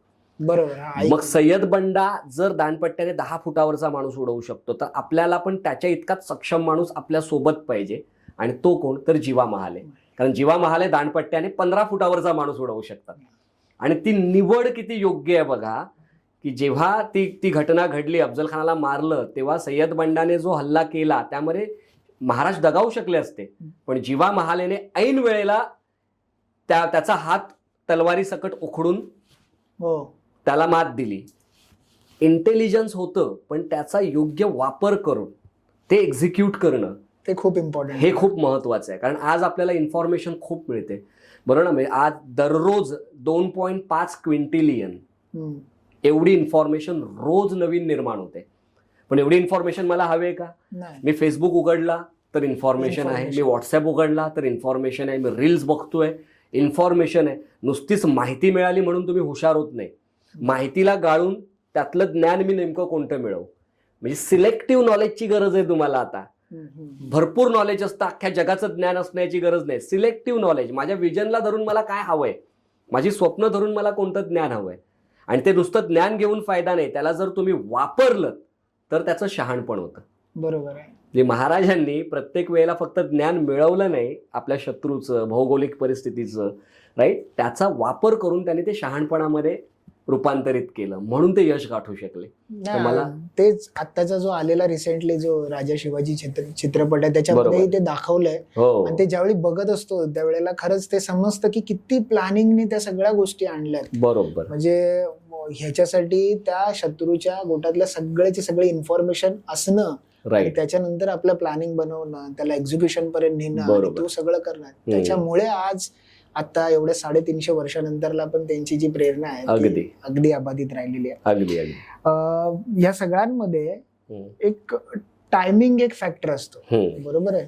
म्हणजे बऱ्याच वेळेला आपण बिझनेस करत असतो, सक्सेस असतो, पण प्रत्येकाचा एक टायमिंग असतो. हा टायमिंग ह्या बिझनेस मध्ये किती महत्वाचा आहे त्याच्याबद्दल काय सांगू शकाल का? तुम्ही चुकीच्या वेळी योग्य कृती केलीत तर रिझल्ट चुकीचाच येणार आहे, राईट. पण योग्य वेळी योग्य कृती करणं ही एखाद्या लीडरची किंवा एखाद्या उद्योजकाची एक जबरदस्त चांगली क्वालिटी असू शकते, बरोबर ना. त्यामुळे प्रत्येक वेळेला ती वेळ साधणं. बऱ्याचदा आपण मी जसं मगाशी म्हणालो की निर्णय घेण्यामध्ये फार वेळ घालवतो का, तर आपल्याला कम्प्लीट माहिती येईल, पूर्ण तयारी होईल आणि मग मी डिसिजन घेईल, आणि तोपर्यंत ती वेळ निघून गेलेली असते. तर तसं न करता, जसं सगळ्यात मोठं एक्झाम्पल त्याचं नोकिया, बरोबर. नोकियाने वेळ साधली नाही, बरोबर. कारण त्याला जेव्हा तो क्वालिटीच्या मोबाईलवर, जे बटनावाले मोबाईल्स आहेत त्याच्यावर तो जास्त डिपेंड होता, आणि स्क्रीन टच जेव्हा आलं त्यावेळेला त्या मार्केटमध्ये तो उतरला नाही इमिजिएटली, बरोबर आहे. असं आपण म्हणतो. पण तुमच्या माहितीसाठी किंवा सगळ्या प्रेक्षकांच्या माहितीसाठी, सगळ्यात पहिला टचस्क्रीनवाला मोबाईल हा नोकियाने इन्व्हेंट केला होता. बरं, तो इन्व्हेंट केला, पण त्यांची जी ड्युरेबिलिटी टेस्ट असायची, कारण नोकियाचं सगळ्यात जबरदस्त स्ट्रॉंग पॉईंट काय, तर ड्युरेबल मोबाईल. म्हणजे असं आपण म्हणायचो की त्यांच्या मोबाईलने आपण अक्रोड फोडू शकतो, इतके मजबूत मोबाईल की ती 4थ्या माळ्यावरून टाका तो फुटणार नाही. आणि अजून अनुभव पण घेतले, गमती पण बघतो आपण की बरेच जण म्हणतात की 15 वर्ष जुना मोबाईल सापडला आणि तो अजूनही ऑन होता, त्याची बॅटरी इतकी ड्युरेबल आहे. ड्युरेबिलिटी ही त्यांची व्हॅल्यू होती, राईट. मग त्यांनी काय केलं, जेव्हा ती 5 मीटरवरून मोबाईल सोडायची जी टेस्ट होती, त्या टेस्टमध्ये त्या जो टचस्क्रीनवाला मोबाईल आहे त्याची स्क्रीन फुटली, आणि ते म्हणाले नाही, हे आपल्या व्हॅल्यूला धरून नाहीये. त्यामुळे हे आपण नाही करू शकत. हा प्रोडक्ट आपण मार्केटमध्ये नाही विकू शकत.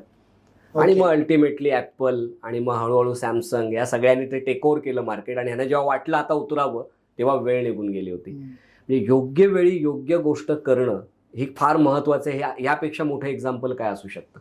बरोबर आहे. ते महाराजांनीही केलंय. ते आपण एक उद्योजक म्हणून किंवा एक लीडर म्हणून केलं पाहिजे. राईट. योग्य वेळी योग्य कृती करणं. मग आता सर ज्या वेळेला आपण हे म्हटलं आता बदल हा घडला पाहिजे होता. जर यांनी त्यावेळेला जर तो मार्केटचा बदल जर ऍक्सेप्ट केला असता बरोबर तर कदाचित आज नोकिया ही आता मार्केटमध्ये त्याच लेवलला. राईट. मग बऱ्याच वेळेला असं होतं ना सर की एक प्लॅन आपला ज्यावेळी आपण एक्झिक्यूट करायचा विचार करतो तो फसतो किंवा फेल होतो त्यावेळी मग लगेच दुसऱ्या प्लॅनच्या बाबतीत कसा विचार करायला हवा. पण तो विचार आपण त्यावेळी नाही करू शकत. तो विचार आधीच करावा लागतो. तुमच्याकडे प्लॅन्सचे वेगवेगळे ऑप्शन्स तयार असले पाहिजेत. पण 2, 3, 4 ऑप्शन्स तुमच्याकडे तयार आहेत आणि त्यातही ते काम करत नाहीये तर एक सगळ्यात महत्वाचा पार्ट असतो एक्झिट रूट. म्हणजे जर तुमचं प्लॅन प्रमाणे गोष्ट जात नाहीये तर एक्झिट रूट काय असू शकतो. म्हणजे कमीत कमी हानी करून मी यामधून बाहेर कसं पडू शकतो हा एक प्लॅन तुमच्याकडे असला पाहिजे. राईट. बरोबर. मग तुमच्याकडे प्लॅनचे ऑप्शन तुम्ही एक प्लॅन फेल झाल्यावर दुसरा प्लॅन नाही तयार करू शकत. आधीच उतरण्यापूर्वी आपल्याकडे 3-4 प्रकारचे ऑप्शन्स असले पाहिजेत. आणि जर तेही काम करत नाहीत तर एक्झिट रूट असला पाहिजे. बरोबर आहे. सर आता ह्या सगळ्यांमध्ये ज्यावेळी उद्योजक बघतो त्यावेळी प्रत्येकाचा वेगवेगळा माइंडसेट असतो. बरोबर आहे. मग ज्यावेळी अपयश येतं एखाद्याच्या आयुष्यामध्ये आणि अपयश आल्यानंतरला तो खचतो वगैरे सगळ्या गोष्टी आहेत. मग अशा वेळेला त्यांनी कोणत्या प्रकारचा एक माइंडसेट असला पाहिजे. कारण आज युथ मध्ये डिप्रेशन प्रचंड आहे. बरोबर. थोडंही मग ते विद्यार्थ्यांना असू दे विद्यार्थ्याने कुठल्याही पद्धतीचं अपयश आलं तरी त्यांना लगेच म्हणजे मुलं आज बघितलं तर सुसाईड पर्यंत वगैरे येतात. आणि आपण तर अशी उदाहरणं बघितलेली आहेत की अगदी काही पर्सेंटेज चांगले असून सुद्धा काही पर्सेंटेज कमी आल्यामुळे ही लोक हे करतात. बरोबर. बिझनेस मध्ये असू दे. मग ह्या सगळ्याचा ज्यावेळी एखाद्याच्या आयुष्यामध्ये अपयश येतं त्यावेळी त्याचा माइंडसेट हा कसा असला पाहिजे. बरोबर. आता जर महाराजांचाच विचार केलात तर त्यांच्या आयुष्यामध्ये सगळ्याच गोष्टी सरळ होत्या का. सगळीकडेच त्यांना यश मिळालं का. तर आमचा एक आलेख आम्ही तयार केलाय छत्रपती शिवाजी महाराजांच्या आयुष्याचा आलेख. जन्मापासून त्यांच्या निधनापर्यंत स्वराज्य कसं वर खाली होत गेलेलं आहे. राईट. तर ह्या सगळ्यात जर पाहिलं तर महाराजांच्या आयुष्यातही अनेक अपयश आली. पण त्या अपयशातून बाहेर पडण्याचा माइंडसेट काय असतो. बऱ्याचदा काय होतं आपण आपलं अपयश पैशांमध्ये मोजतो. आपल्या रिसोर्सेसमध्ये मोजतो.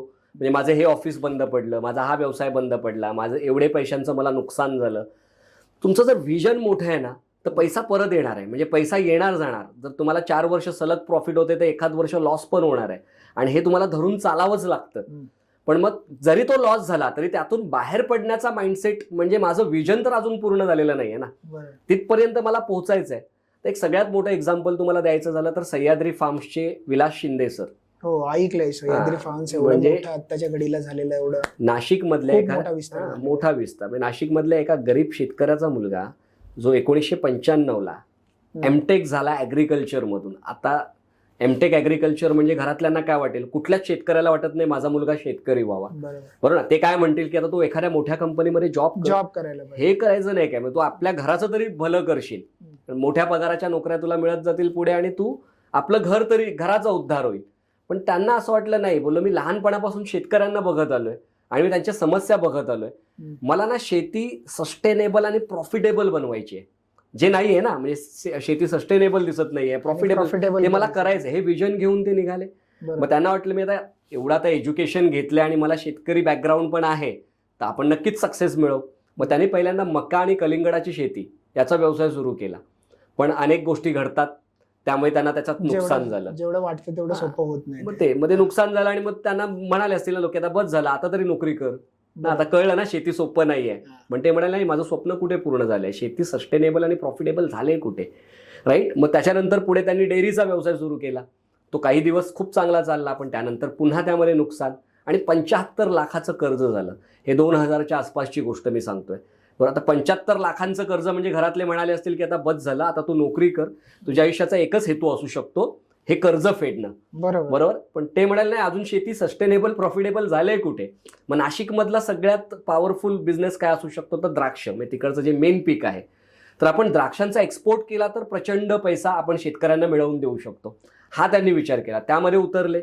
सगळं कर्ज ते आधीचं निघून गेलं. मस्त काही वर्ष खूप चांगलं चाललं. 2005 मध्ये 6.5 कोटींचे कंटेनर त्यांचे युरोपमध्ये गेले. 6.5 कोटींचे कंटेनर गेलेत आणि युरोपमध्ये एक अफवा पसरली की भारतामध्ये शेतीत जी रासायनिकं वापरली जातात त्यामुळे युरोपमध्ये काही आजार पसरतोय. आणि ते कंटेनर कोणी घ्यायला तयार होईना. 6.5 कोटींचं नुकसान, म्हणजे 6.5 कोटींचं कर्ज झालं.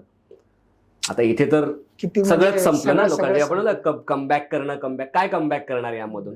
पण ते म्हणाले अजून शेती सस्टेनेबल प्रॉफिटेबल झाले कुठे, अजून स्वप्न पूर्ण कुठे झालंय. मग जेवढे लोक आहेत त्यांना एकत्र करून 223 जणांना घेऊन 2010 मध्ये त्यांनी सह्याद्री फार्म्स नावाची फार्मर प्रोड्युसर कंपनी सुरू केली.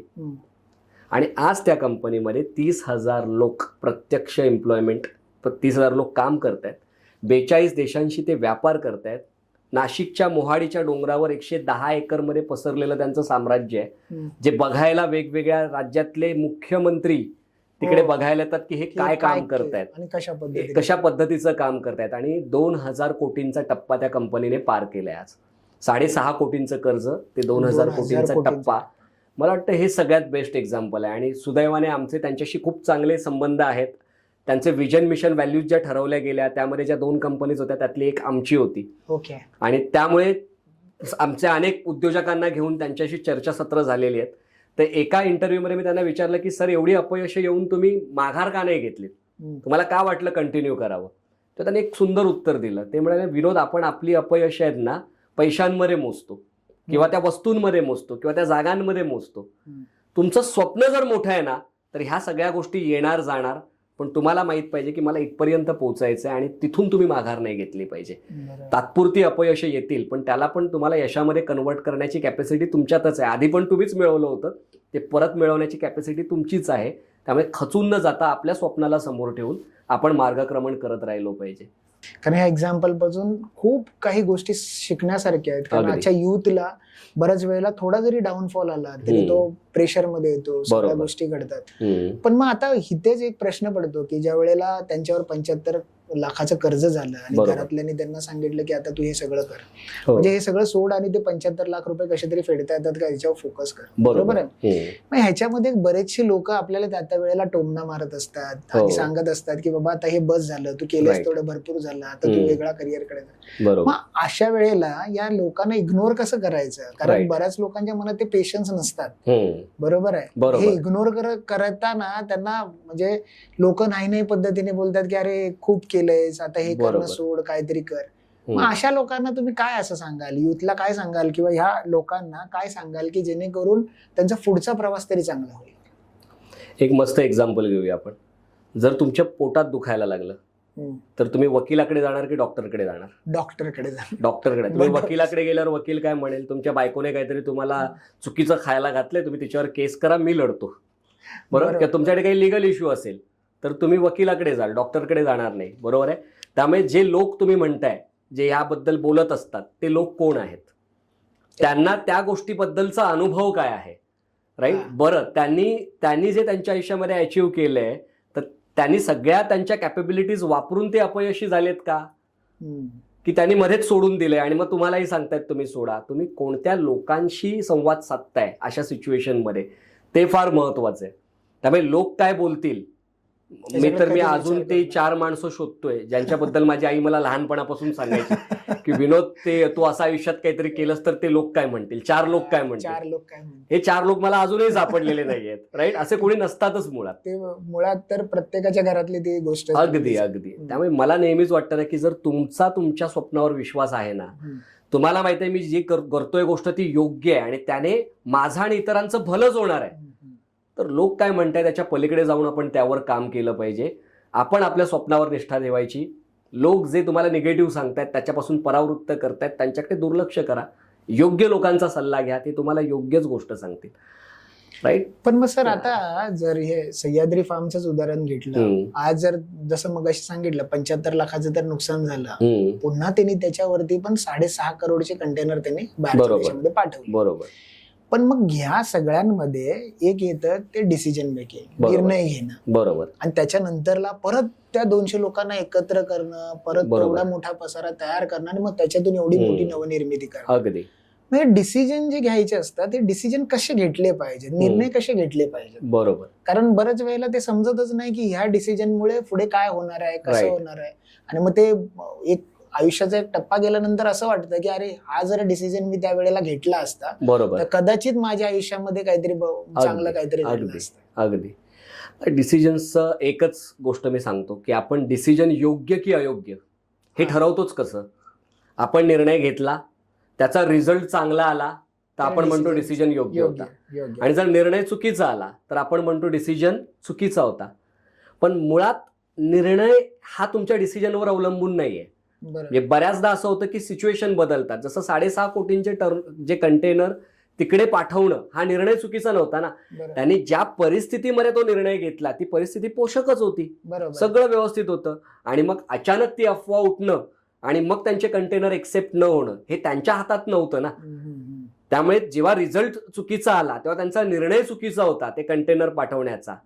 हे जे आहे ना, इथेच आपण चुकतो.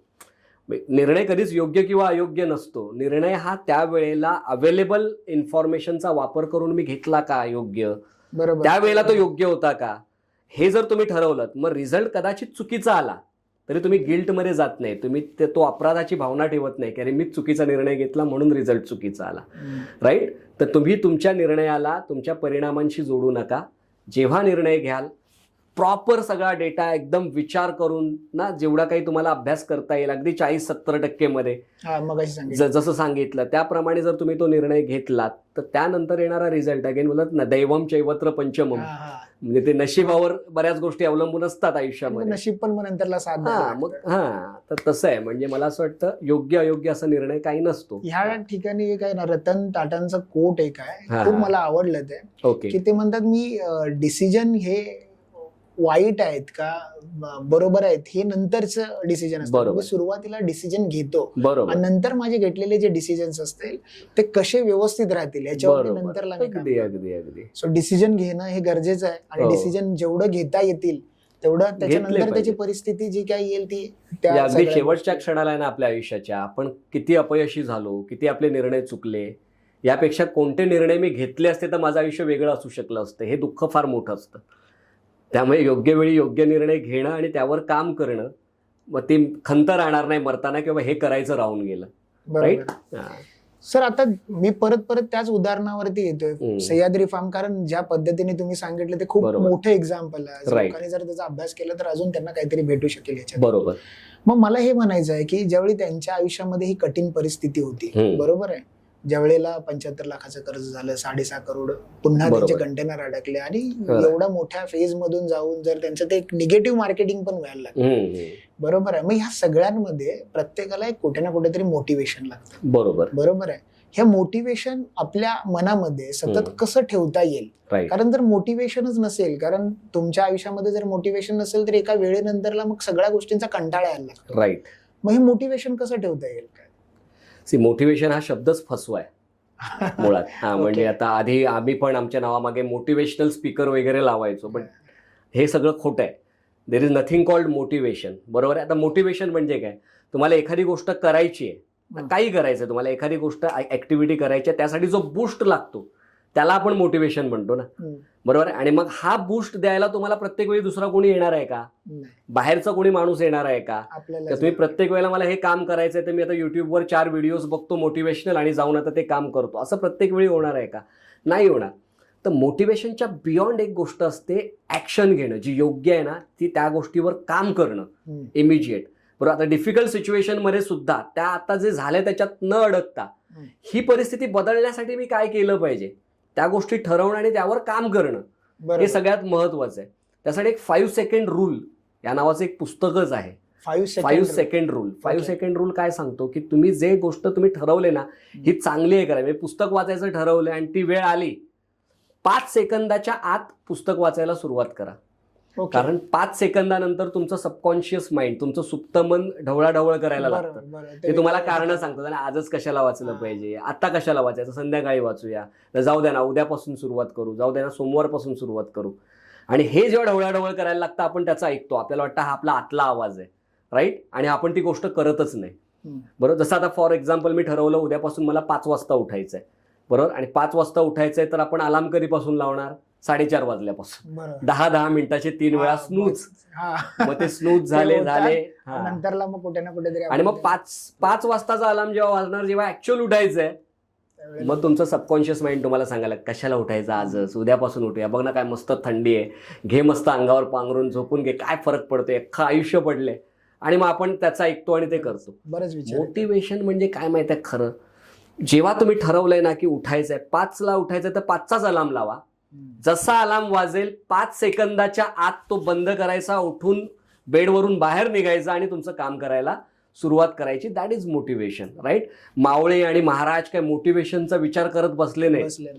जे घोडखिंडीतली लढाई झाली, जिथे 300 लोकांना 5,000 लोकांशी लढायचं आहे. इनिशियली 3 तासाची लढाई होणार होती, 1 प्रहर, पण ते 8 ते 10 तास लढले. इथे काही त्यांनी कोणते मोटिवेशनल व्हिडिओज बघितले का, मोटिवेशनल स्पीचेस ऐकले का? नाही ना. आतून इन्स्पायर्ड होते ते, कारण त्यांच्या जे तुमचं स्वप्न आहे ना ते तुम्हाला आतून इन्स्पायर करतं. ते तुम्हाला कारण द्यायला भाग पाडत नाहीत, ते मार्ग शोधायला तुम्हाला मदत करतं. मग स्वप्न स्वराज्य आहे ना, तर माझा आज जीव इथे गेला तरी सुद्धा मी स्वराज्याच्या कामी आलेलो आहे, मी स्वराज्याला 1 पाऊल पुढे नेलंय स्वप्नाकडे, राईट. तर हे जेव्हा आपल्यामध्ये भावना असते, आपल्या आयुष्यात काही स्वप्न असतात, ते आतून आपल्याला इन्स्पायर करत असतात आणि तेच आपल्याला मोटिवेट करतात. मग तुमचा सबकॉन्शियस ढवळाढवळ न करता 5 सेकंदाच्या आत तुम्ही जे ठरवलंय ती कामं करायला सुरुवात करा. अल्टिमेटली तुम्हाला कुठल्याही मोटिवेशनची गरज पडणार नाहीये, राईट. आताच तुम्ही जो उल्लेख केला घोडखिंडीचा, जी पावनखिंड म्हणून बाजीप्रभू देशपांडेने जो लिहिली, आणि खरंच ते एवढं इन्स्पायरेशनल आहे. एक मूवी आला होता मराठीमध्ये, आणि ते ज्यावेळी बघत होतो त्यावेळेला लिटरली ते समजत होतं की त्यावेळेची परिस्थिती काय, आणि तेवढ्यामध्ये या 300 मावळ्यांनी 5,000 लोकांना थांबवलं. लिटरली की काय लेवलने त्या वेळेला विचार केला असेल. आणि खूप खूप छान. सर, तुमच्या मते स्ट्रॉंग नेटवर्क उभारण्यासाठी पहिली स्टेप्स काय असली पाहिजे? जसं महाराजांच्या वेळेला पण त्यांनी स्ट्रॉंग नेटवर्क तर उभारले, पण रिलेशन पण ठेवले. बरोबर. जर बघायला गेलं तर कुतुबशाही त्यांचे चांगले रिलेशन होते, औरंगजेबाचा जो मुलगा आहे त्याच्याशी महाराजांचे चांगले रिलेशन्स होते. बरोबर. तर एखादं चांगलं नेटवर्क जर डेव्हलप करायचं असेल तर त्याच्या पहिली स्टेप्स काय असली पाहिजे? तर महाराजांचं बेस्ट एक्झाम्पल देतो. त्यांचं नेटवर्क काय स्ट्रॉंग होतं. अफजल खान, त्यालाच आणू आपण. अफजल खान प्रयत्न करत होता की महाराजांना उघड्या मैदानात आणायचं. बरोबर. मग त्याने तुळजापूरला गेला, तुळजाभवानी मातेचं मंदिर तोडलं, त्याची मूर्ती तोडली भवानी मातेची. पंढरपूरला गेला, तिकडे विश्वस्तांना मारहाण केली, खंडणी वसूल केली. सगळ्या मागचा प्रयत्न हाच होता की महाराज रागावून मैदानामध्ये येतील, बाहेर येतील. पण ते तसं झालं नाही. महाराजांनी संयम राखला, जो आपण संयम म्हणतो, पेशन्स असला पाहिजे, कारण त्यांना त्याला आणायचं होतं प्रतापगडापर्यंतच. बरोबर. मग तो तिथून पुढे गेला, त्याला कळलं की अनेक प्रयत्न करून होत नाहीये. जेव्हा तो मालवडीला पोहोचला, मालवडी हा बजाजीराजे निंबाळकरांचा सुभा होता. बजाजीराजे निंबाळकर म्हणजे महाराजांचे मेहुणे, सईबाईंचे भाऊ, बंधू, आणि हे आदिलशहाचेच सरदार. ते आदिलशहाचे सरदार असून सुद्धा ह्याने एक डाव केला की हे मेहुणे आहेत महाराजांचे, तर ह्यांना त्रास दिला तर महाराजांना बाहेर यावंच लागेल. मग त्यांनी बजाजीराजेंना खोट्या आरोपाखाली कैद केलं, त्यांची धिंड काढली, त्यांना जीवे मारण्याची धमकी दिली. आता हा खूप नाजूक प्रसंग होता की यामधून कसं बाहेर पडायचं. त्यावेळी महाराजांनी एक पत्रव्यवहार केला. अफजल खानाच्याच सैन्यामध्ये असलेले नाईकजी राजे पांढरे, जे अफजल खानाशी मिळालेले होते, त्यांना त्यांच्याशी पत्रव्यवहार करून शहाजी राजे आणि त्यांचे जुने संबंध याची त्यांना आठवण करून दिली. आणि मग सांगितलं किती तो चुकीचा वागतोय. तुम्हाला माहित आहे की बजाजीराजे आदिलशहाचेच चाकर आहेत, तरी सुद्धा ते त्यांना कैद केलंय, हे केलंय, तर तुम्ही मध्यस्थी करा, अफजल खानाला खंडणी द्या, तुम्हाला ती व्याजासकट मी परत करेन, पण तुम्ही ते करा, तुम्ही स्वतः जामीन राहा आणि त्यांना सोडवा. आणि हा पत्रव्यवहार सक्सेसफुल झाला आणि बजाजीराजेंना अफजल खानाने सोडलं, कारण नाईकजी राजे पांढरेंचं वजन त्या सैन्यामध्ये प्रचंड होतं, त्यामुळे त्यांचं ऐकणं भाग होतं. तर हे बघा, शत्रूच्या गोटामध्ये पण आपलं नेटवर्क असलेले आपले महाराज. मग आपल्याला मित्रांचं नेटवर्क किती जबरदस्त असलं पाहिजे, राईट. मग एक स्ट्रॉंग नेटवर्क म्हणजे महाराजांनी आयुष्यभर माणसं जोडण्यावरच भर दिलाय. जास्तीत जास्त चांगली माणसं स्वराज्यात आली पाहिजे, चांगलं नेटवर्क आपलं तयार झालं पाहिजे. कुतुबशाहीशी नेहमी मैत्रीचे संबंध त्यांचे राहिलेले, वेळोवेळी वेगवेगळ्या राज्यांशी त्यांनी तह केले, म्हणजे तह म्हणण्यापेक्षा कोलॅबरेशन, कोऑपरेशन, कोएक्झिस्टन्सची त्यांनी ती भावना ठेवलेली आहे. हे जे आहे ना स्ट्रॉंग नेटवर्क, ते प्रत्येकाला जमलं पाहिजे. आणि मग पहिली स्टेप काय असते स्ट्रॉंग नेटवर्कमध्ये? तर आपल्याला नेहमी वाटतं की नेटवर्कमध्ये मला जर जायचं आहे, एखाद्या काही लोकांशी मला संबंध जोडायचे आहेत, तर मला काहीतरी मिळावं. म्हणून ते मी संबंध जोडायचे. कुठेतरी पहिला उद्देश असतो. तर तो तसा नसला पाहिजे की मी जर लोकांशी जोडला जातोय तर माझ्यात देण्याची भावना आधी असायला हवी. जे good you do comes back to you. तुम्ही जे चांगलं कराल ते तुमच्याकडे येणार. तुम्ही जे चांगलं पेराल ते कधी ना कधी उगवणार. त्यामुळे देण्याची भावना, गिव्हर ॲटिट्यूड म्हणून जर तुम्ही केलं ना तर तुम्ही नेटवर्क चांगलं जोडू शकता. बरोबर. 3 टाईपचे लोक नेटवर्किंगमध्ये असतात. एक असतात टेकर्स. तर टेकर्स म्हणजे कोण असतात? ज्यांना फक्त हवंय, मी ह्यांच्याशी काही संबंध जोडतोय तर मला काहीतरी मिळवायचंय म्हणूनच मी संबंध जोडतोय. तर हे लोक नेटवर्कमध्ये नाही टिकू शकत. हे लोक रिलेशन्स नाही टिकवू शकत. दुसरे असतात मॅचर्स. मॅचर्स म्हणजे तुम्ही माझ्यासाठी काही चांगलं केलं तर मी तुमच्यासाठी काही चांगलं करेन. जर तुम्ही माझ्यासाठी काही माझ्या बाबतीत काही चुकीचं वागलात तर मी 10 वेळा तुमची वाट लावेन. असे मॅचर्स.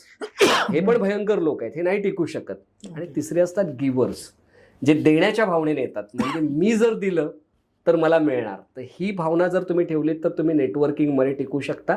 स्ट्रॉंग नेटवर्क तयार करू शकता. चांगली माणसं तुमच्या आयुष्यामध्ये जोडू शकता. सर, आजचा हा पॉडकास्ट बघायला गेला तर आपला खूप चांगल्या पद्धतीने आणि बऱ्याचशा गोष्टी म्हणजे घेतील तेवढं कमी आहेत. बरोबर. आणि अख्खाच्या अख्खा ही तर मला वाटतं की आपल्या पॉडकास्टची एक सुरुवात झालेली आहे. पण खूप साऱ्या गोष्टी, खूप सारं पाहणं, इतिहासाची उलगडणं अजून खूप खूप बाकी. बरोबर.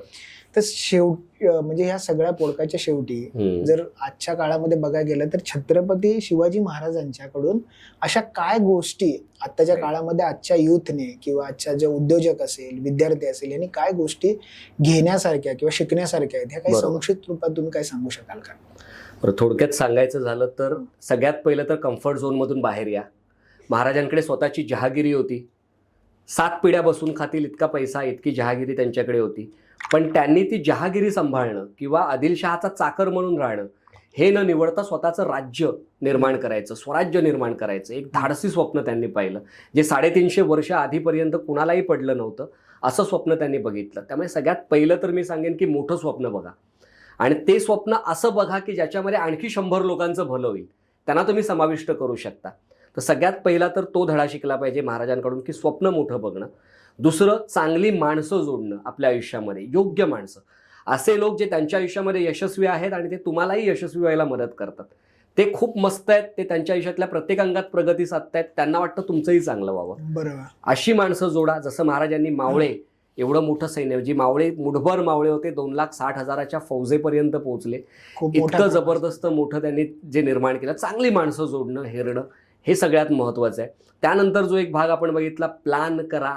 तुम्ही प्रत्येक गोष्ट जी कराल ती प्लॅनिंगने करा आणि त्याचं एक्झिक्युशन उत्तमरित्या करा, जे महाराजांकडून शिकण्यासारखं आहे. आणि हे सगळं करताना संकट येणार, प्रॉब्लेम्स येणार, समस्या येणार, राईट.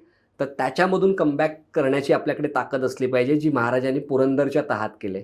म्हणजे 23 वर्षामध्ये, वयाच्या 12व्या वर्षापासून 35व्या वर्षापर्यंत 35 किल्ले स्वराज्यामध्ये होते. 5 लक्षहून वसुलीचा प्रदेश स्वराज्यामध्ये होता त्यावेळी. आणि मग आता त्यातल्या 35 मधले 23 किल्ले बादशाला द्यायचे. 5 लक्षहून वसुलीचा प्रदेश जो आहे त्यापैकी 1 लक्षहून स्वतःकडे ठेवायचा बादशाची कृपा म्हणून. 4 लक्षहून वसुलीचा प्रदेश बादशाला द्यायचा. स्वतःला राजे म्हणून मिरवायचं नाही. तुम्ही 5000 मनसबदार असणार, म्हणजे मुघलांचे चाकर असणार, राईट. त्यात आदिलशाहीचा प्रदेश जिंकायचा आणि दरवर्षी 3 लाखाप्रमाणे 13 वर्षामध्ये 40 लाखाची खंडणी मुघलांना द्यायची. इतका अपमानकारक तह होता. तो तह आणखी मोठा. पण त्यातून पुढच्या 5 वर्षात महाराजांनी शांत राहून, बरोबर, आपली ताकद पुन्हा वाढवून जेव्हा 1671ला मोहिमा सुरू केल्या, 1671 ते 1680 जे 12 किल्ले आपल्याकडे उरले होते ना, त्याचे 360 किल्ले झाले 10 वर्षांमध्ये. 360 किल्ले म्हणजे 23 वर्षांमध्ये 35 किल्ले जिंकले होते किंवा बांधले होते. 10 वर्षामध्ये 360 म्हणजे 348 किल्ले जिंकणं, बांधणं, त्याची पुनर्बांधणी करणं हा वर्ल्ड रेकॉर्ड आहे त्यावेळेचा.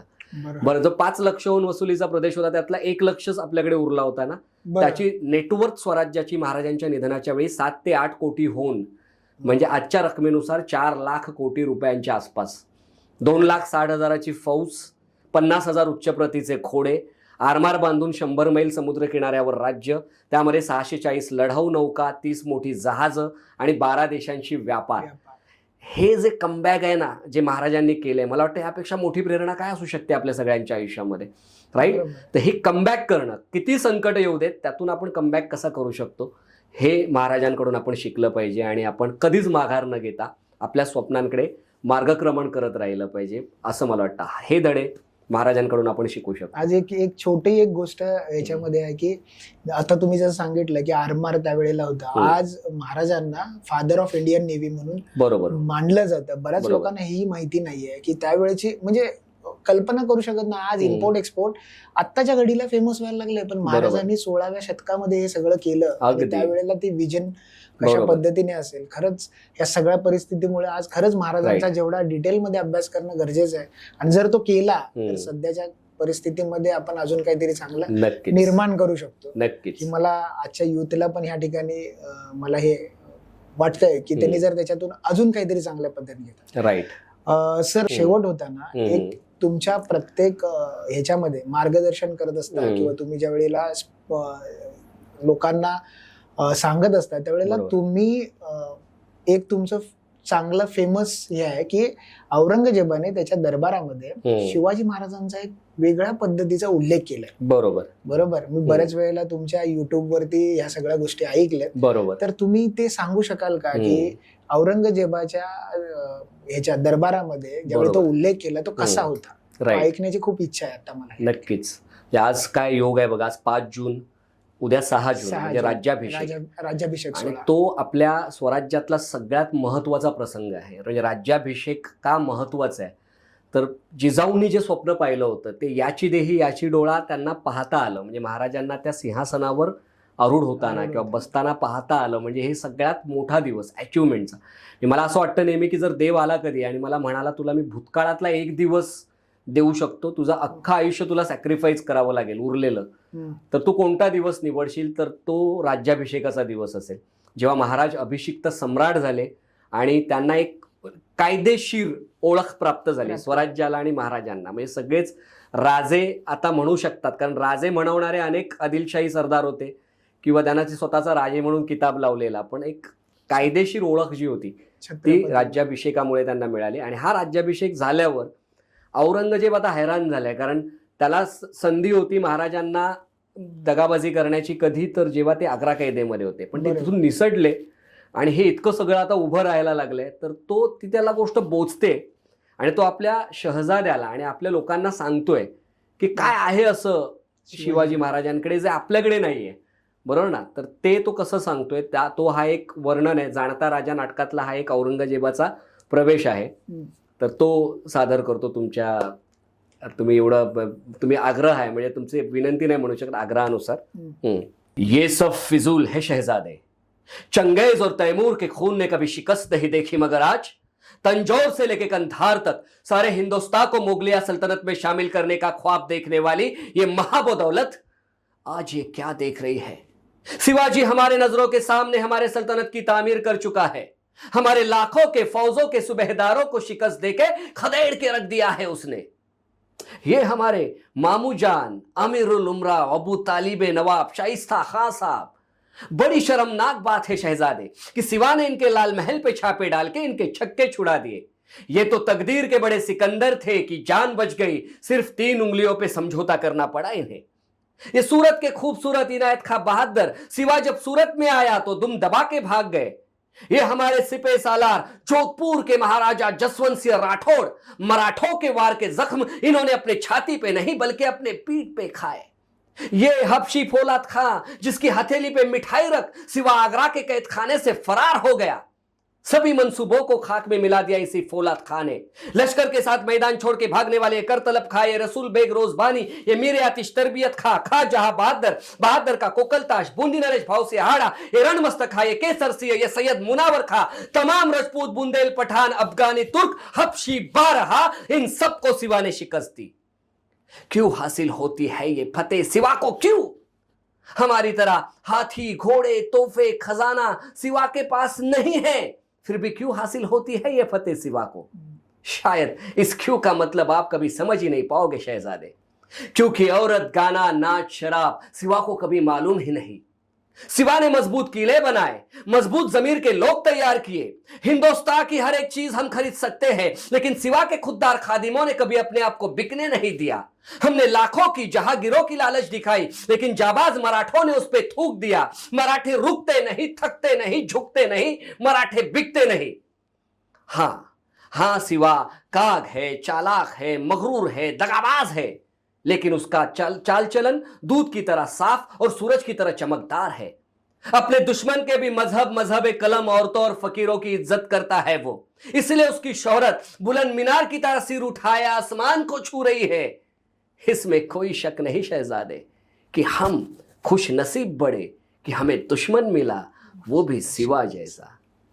खरंच सर, खरंच ह्या ऐकताना एक एक ती परिस्थिती डोळ्यासमोर अचानक येऊन जाते की त्यावेळेला शिवाजी महाराजांचा काय ते वलय होतं. अगदी. आणि दुसरी गोष्ट म्हणजे का शिवाजी महाराजांचा अभ्यास करावा. मला वाटतं हे जाता जाता ह्या सगळ्या एका वर्णनामध्ये सगळं आलं.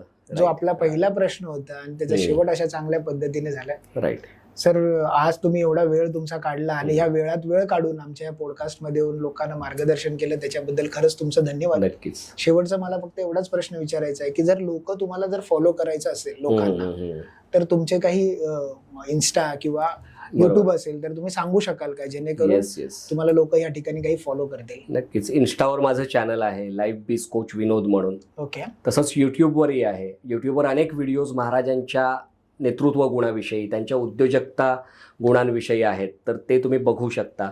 पण नक्कीच तुम्ही इन्स्टाला आणि युट्यूबला मला फॉलो करू शकता. म्हणजे अगदी विनोदानंद मेस्त्री नाव टाकलं तरी सुद्धा तुम्हाला ते हँडल्स गुगलमध्ये मिळतीलच 100%. नक्कीच. कारण काय, ज्या पद्धतीने तुम्ही महाराजांचा एवढा डिटेल अभ्यास केलाय, प्रत्येक गोष्टीचा, प्रत्येक संदर्भाचा, आणि फक्त अभ्यासच नाही केलाय तर ह्या 21व्या शतकात काय इथून येणाऱ्या पुढच्या अनेक वर्षांमध्ये ते प्रिन्सिपल्स कसे ऍप्लिकेबल राहतील, अशा प्रत्येक गोष्टीचं तुम्ही जे काही आज ह्या ठिकाणी येऊन मार्गदर्शन केलं त्याबद्दल खरंच खूप खूप धन्यवाद. आणि तुम्हाला या सगळ्यांमध्ये अशाच पद्धतीने प्रेरणा भेटव आणि आई भवानीच्या, तसंच मा जिजाऊंच्या आणि शिवाजी महाराजांच्या आशीर्वाद असेच तुम्हाला लाभो. या ठिकाणी बोलून मी तुमचे खूप खूप आभार तुमचे, सगळ्या प्रेक्षकांचे सुद्धा. धन्यवाद. धन्यवाद सर. धन्यवाद.